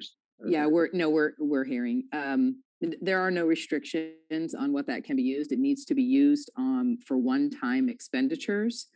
And my guess is likely, we'll have to talk about that, but likely this board will put that back into our facilities. Our needs are way greater than the $160 million of bond money that we have. But you have not yet discussed or decided how to use those funds. The only thing I would say is they will need to be used for one-time expenditures, like improvements of facilities or things that you buy one time. And so the suggestion being one-time expenditures is just for clarity's sake for anyone that's in, is that money will not continue to come in. So if you spend on something that you need to spend on for a year, you'll have to then take money from another place to fund that. Yes, we would never recommend that we use that money for any kind of ongoing expense. We would never budget it that way, nor would we recommend that way, nor could we even, I wouldn't even say legally do that. You can only use that money once because it is not reoccurring. So, for example, it could not be used for raises or as to support raises, as everyone has grabbed onto in the public, and rightly so, they've grabbed onto it because that's the headline that some folks want to make, but you can't use that money for raises in a practical matter. Is the point I was making. That's correct. You cannot. There were concerns about special education programs being moved. Are any of the scenarios inclusive of a move of a special education program from one side to another? Hi, this is Andy. The scenarios that we put forth would entail a move for our mod severe students, and it would also be for our special education preschool students. And so I've already had meetings. We can only look so far into the future until we have direction from the board, but we are working with the special education department here to see which students would be impacted and their families and where we could relocate those programs in a close proximity. And so that would potentially be looking at Bussat. It could be looking at Nichols. It depends on which way we go with our sites. If we would then look at Reynolds, if that were a site that we'd want to look at. So yes, the current Right now, we're looking, the reason that we do that is these programs are considered regional programs. So we look at the students that are in the area. Typically, you don't have one of these classes at each site. You look at the sites in general in different regions of the district, and you put them at a site so they can be moved. And I don't say that lightly because we're talking about students and families and staff. But in answering your question, there are regional programs that we could put at other sites. Do students typically attend, let's say, this special education preschool more than 1 year? So if the program is moved, is a student moving to a new site per se? Typically, the students are 3 and 4 years old, but it doesn't necessarily mean that that's their home school. They would typically attend for 1 or 2 years and then go to their home school for, it depends because we don't know at that age. We're always hoping that students would enter into the general education system. And so we don't know where they would go. Typically, they would go to their home school. How many sites do we have across the district that have a special education preschool program? I know I'm asking you a direct question that you may not. I don't have that on hand, but I can get that for you. I can get that information for you, hopefully within this meeting. And so if I do, I'll get that for you, absolutely. So two programs are moved in both options? Libby has special education preschool, and Libby has a mod severe class, actually 2 mod severe classes. And so we would look at where we'd put those programs. And then Del Rio has special education preschool. They do also have state preschool, and we're looking at what we'd like to do with the state preschool program, considering that we have TK that's being expanded for our 4-year-olds. And so we'd look at both those programs. So that goes into one of my overarching concerns about actually about both options. And this is less a direct question and more just something for everybody to think about. We are talking about school sites that are not, we say they're not fully utilized, but then in every situation that we have to add space to school sites to make it work. So then you're ending up with a school site that is at completely full capacity, and in most cases beyond, because we're adding modulars or adding some kind of classrooms to each of these sites. So it seems like they're closer to capacity than it sounds like in the original presentation. You know, like I know we have some extra space according to like the loading numbers, right? But when you look at the school sites themselves, most of the classrooms seem to be utilized, even though they have lower numbers than they maybe had before. They seem to have special programs that fill spaces and other Well, things. and that's it. So looking at the Libby scenario with moving Del Rio into Libby, we did hold out 2 classrooms to allow for childcare, and then we added the 4 for the extra space. But I still think we're going to end up with even more extra space and maybe not need one of those modulars for the additional space because it is a declining enrollment area. And I know that it's been expressed, well, what if all the kids come back? The kids have come back. The majority of children are back in school. And so we're not anticipating that we're going to have a bump in enrollment moving forward. So it looks from what we've analyzed with Principal Mora, we can accommodate all of the classes to go into Libby. And then we would add the extra rooms to have the additional space. But as I just said, we could lose even more students rolling into next year. The challenging part is we are looking at a snapshot in October. And everyone who has worked in an elementary site knows that there's movement in and out with our families for lots of different reasons. And so what's happening at Seabed's time, which is the first Wednesday in October, to when you get to the end of the year could look really different. And so we need to keep monitoring this all year to make sure that we have a smooth transition moving forward. And I believe that we will. And additionally, 2 of those classrooms right now are scheduled for intervention teachers, and intervention teacher funding does not persist once the COVID funding has expired.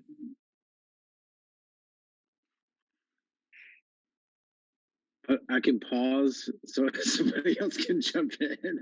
I mean, no, keep going, Eric. Keep going. You're fine. I just say like a couple of other things. All these scenarios kind of run on some assumptions too, that the students are going to continue to go to whichever school site, and then I'm also, when I look at the boundaries of the school sites that we brought up, I have some concerns that I think, again, I think boundaries can address some of the issues that we're talking about outside of what we do. And then another thing that I looked up in between this meeting and the last meeting is I know we had some numbers in the presentation about in regards to equity in the 3 school sites. And so I have the numbers from the last 3 years.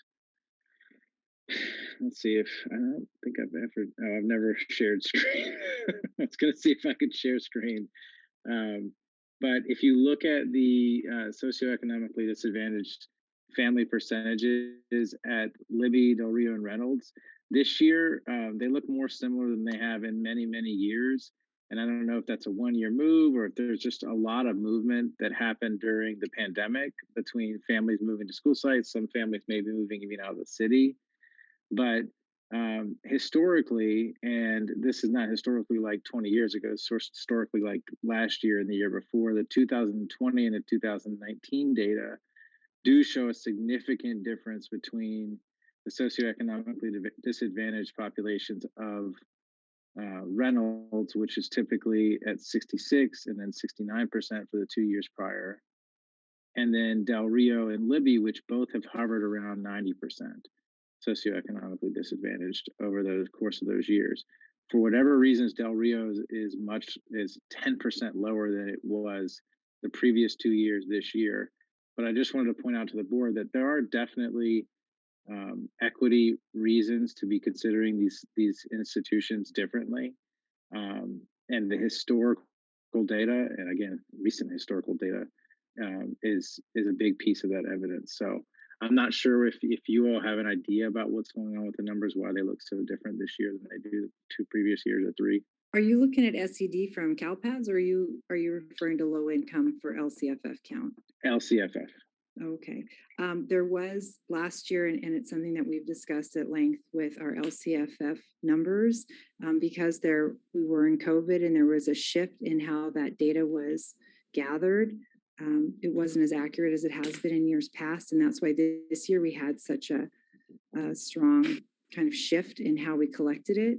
But I'd be happy to look into it and examine why it would be different. But this year we went out of our way above and beyond to make sure that we reached out to our families all the way down to personal phone calls from each site to make sure that families were reporting if they qualified for LCFF, where that hadn't happened in the past. And it really just relied on, previous to last year, the applications for free and reduced lunch, which a lot of families don't fill out who may very well have qualified. And then last year that kind of was muddled and not clearly communicated, so we didn't have accurate data. That is really important work that you and your team did this year, so I'm really thankful for that. I just wanted to present a little bit of the board to see how the numbers have definitely changed this year, and it is an atypical year when it looks at the LCFF numbers. So for those specific reasons, with that data, understanding that those 2 school sites, that is why we do have members of our community that do see those sites as typically and equitably served. And that historically, if you think about merging those 2 sites, there are some concerns there about why that would be extremely concerning. So for me, that remains a very strong concern. I don't know if anyone else wants to comment on that or not, or I have a concern about facilities and space. I walked both campuses today and met with several staff members. I mean, I just look at Libby, they're both beautiful schools, but the space issues, storage issues. If Libby is designated to be a community school, we're going to be bringing in outside organizations to support the school, whatever that ends up looking like. It's exciting work, but are we going to have the space for it if it's full at capacity with students?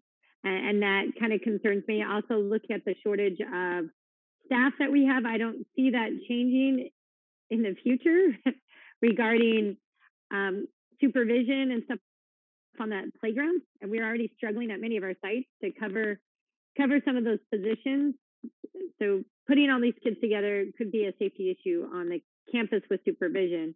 And then I looked at Libby. Libby doesn't have a lot of storage like Del Rio does. So you have teachers coming over potentially, and where are they going to put their storage, their stuff? Because it's not the same. I looked at Del Rio. I was going through the cubbies and stuff. So I have some concerns about that. I have the concerns about timing, the timing of this, because coming off the pandemic and going onto a school site today and actually watching a circle of students, and a couple of them broke down.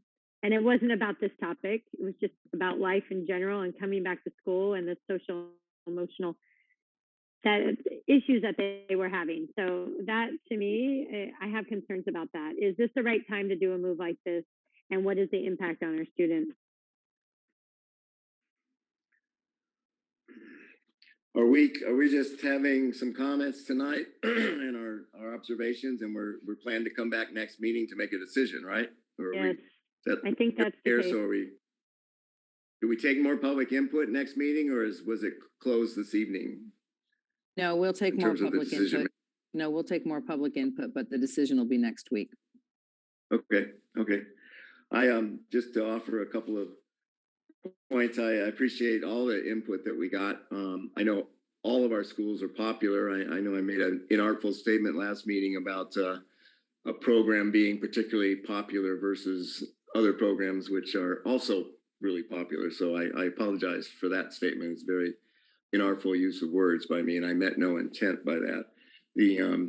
The value of our schools, of the TWI, of the Del Rio family, and of the Libby family are enormous. And our challenge is, I mean, in one basis, I'd like us to think about this over the next week and think of one option of thinking about setting aside how would this discussion be going if Reynolds was only 10 years old, for example, and we weren't talking about having to rebuild that campus. Would that change the inflection of this discussion? We're really down to, what is it? How many students does it take to have an efficient or manageable or a economically viable school? Is it 380 at Del Rio, or is it 408 at Libby? And we need to maybe do some more work in that area. I don't know what that magic number is. Our residents are telling us, they'll say 100 kids is fine for a school because it's right next door, and we go there, and our teacher's there, and we still got 20 kids in a classroom and lots of play space. And why can't we do that? So we need to think about that a little bit more in terms of in the future, if we're going to be looking at. You could even argue that you should swap Libby along the lines that Stacy was taking and move Libby over to Del Rio because it's a better spatial place right now. It's got more space, and it's got Melba Bishop Park next door too, with a gym in it, which, by the way, could have solved Surfside's gym problem if we happened to put Surfside over there. But it's a broader facility there. So I'm thinking about all this stuff, and I appreciate the input that we got, and I look forward to a decision next week. I think my biggest thing is the fear of the consolidation of schools. We look at what the pandemic has done to our students and how it's affected our students overall at every school site, no matter which school site you look at. And I look at our special ed programs, and if you have a mod to severe at one school site that you're going to move again, we already have they already suffered through a pandemic, and now we're going to move them again to another school site. So you're putting them through again more stress, more movement that they just don't need in their lives at this point, because they're just starting to just get back into an environment where they're feeling safe again, where they're feeling comfortable, where they're learning, and they're just doing things differently than they had been in the past. We're going to move them again, and we're going to do this shift. That goes for every program, whether it's mild to mod or mod severe. Every student, it's even for our TK programs, that we're going to shift them, and they're going to go to another site. They're going to do this. They're going to do that. it becomes one of those things of, like Eric said, do our boundaries, with our boundary changes, if we change our boundaries and we focus on that part of it and make that the priority in the meantime during this, is that the best way to go now, as opposed to consolidating and making these shifts and then only modernizing a certain school and moving these students into another school and squeezing them in there and splitting certain schools a certain way, because it doesn't make sense at this point. Splitting kids up who have grown up together from kindergarten to third, fourth, fifth grade is difficult. And you know, I witnessed it when we moved and we shifted. You know, we had to merge other schools, and it's not fun for these families. It's not fun. It's not great for the students. They even to this day, when you look at the students that were merged to another school site, even now going into junior high, they still have different issues that go on in their lives because of the moves that they've had to shift and make already.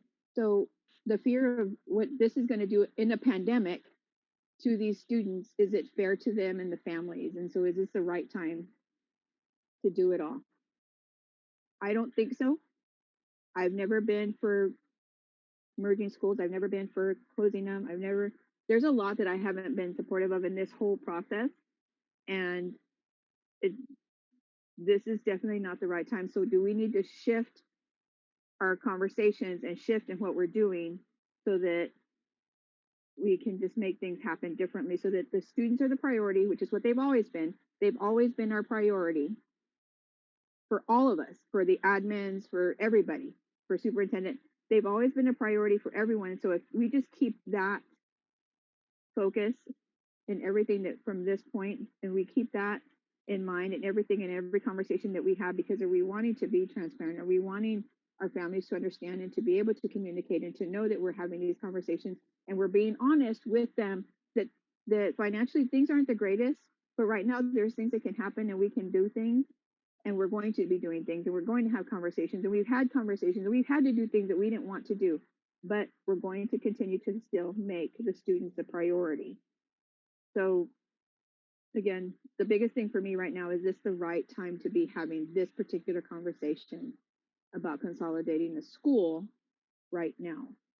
Because like a parent said earlier, if we move certain kids, we get through this pandemic, everybody's back to normal, whatever the new norm is, we get back to a point our school's going to fill up, and it just like, you know, Dr. Began said, are we going to be at a point where the kids aren't going to fit because storage things are going, it's a community school, things are coming in, programs are coming in, everything is going to, then we're not going to be overloaded, and then we're not going to be able to fit people where they need to be, because if we have homes coming in all over the city, unfortunately, the way I feel, but there's homes coming in all over.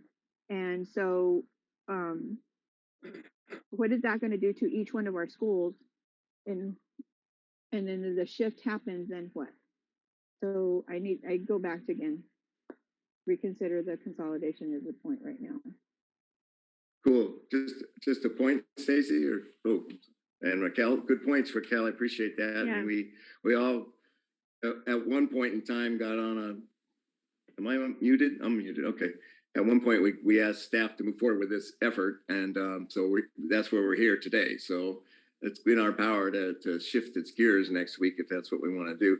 I do want to make a comment though about, and I'm looking at the boundaries for the elementary schools just as a map. I have you guys have all seen them, but I want to just point out to you guys that while looking at the boundaries and doing a shift effort, maybe something we want to entertain in the next year or so. I want to remind you all that is a very difficult conversation if it's going to be producing immediate results. It's an easy conversation if we're going to say, well, we'll draw the lines, but everybody who's going where they're going now can stay where they're going now until their kids graduate, until even their brothers and sisters graduate. That's easy to do and redraw the maps, but it doesn't change much, right? So I want to be cautious about a panacea of boundaries in this particular instance up here. There may be some more to look at it, but I don't think it's an immediate panacea. perhaps the panacea is we grow the community school at Libby into such a fantastic program, and we grow a brand new Reynolds school, and we get kids coming in from all over, and we solve our problem that way with more kids coming in. But I'm done for the night. For tonight, I think we got a lot of good input from everybody. Appreciate it. Second, I had information for Trustee Joyce. We have 11 FTE for our SPED preschool program. The number of classes varies at each of the sites because they are split, and then kids are on different programs. Some come 2 days a week, some come 3, but it's 11 FTE. We have 3 FTE at Del Rio and 2 at Libby. Thank you. The only other thing that I didn't bring up was that promise of Surfside, and it's still there, right? That promise of that Ditmar campus, the Surfside, calling it Surfside at Del Rio would be a little bit strange too, because it'd be so far. It's just market. It's still Oceanside. But I hear you. But the idea of what we can build there, what we can still build there, and what those students can achieve with that investment. It's a big promise to a population that needs to be fulfilled. So I would just, that's another piece that I'm holding on to. I would agree with that. I don't think that was written in stone or blood, but I hear you. It wasn't, but the thing when you get on the school board is that you hear about all the old promises, right? And this is one that I was around for, and it wasn't that like, this is going to be a forever thing. We know that we have to be reasonably flexible in our decision making, for sure. We have to respond to the challenges that come to us. But I do remember that conversation with that staff and how much we asked them to move mountains to make it work. So I would love to make it work for them too. I had a conversation. I did ask the question of how many babies are we going to have coming into this program, and we've got some coming in here pretty quickly, and so we've already got that facility ready to go, and we can just make that with those ramps and make that happen. So these students can have what they need at that school site at Surfside, because it's there already, and we could just make it amazing and do what we need to do. Like Eric said, we had many conversations, and we listened to many people within the community.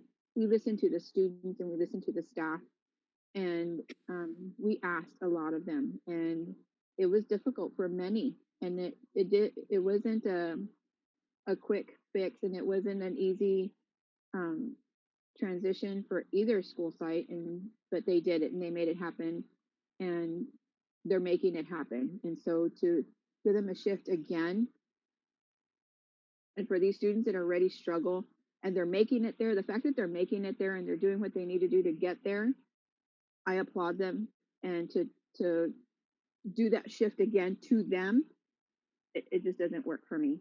And so I think we need to make our promise, or keep our promise. We're getting into decision making here, yeah. I think.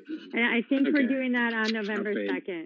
So I would just say it's really exciting to build something with them in mind, with the security and all the things that are necessary for that site to function.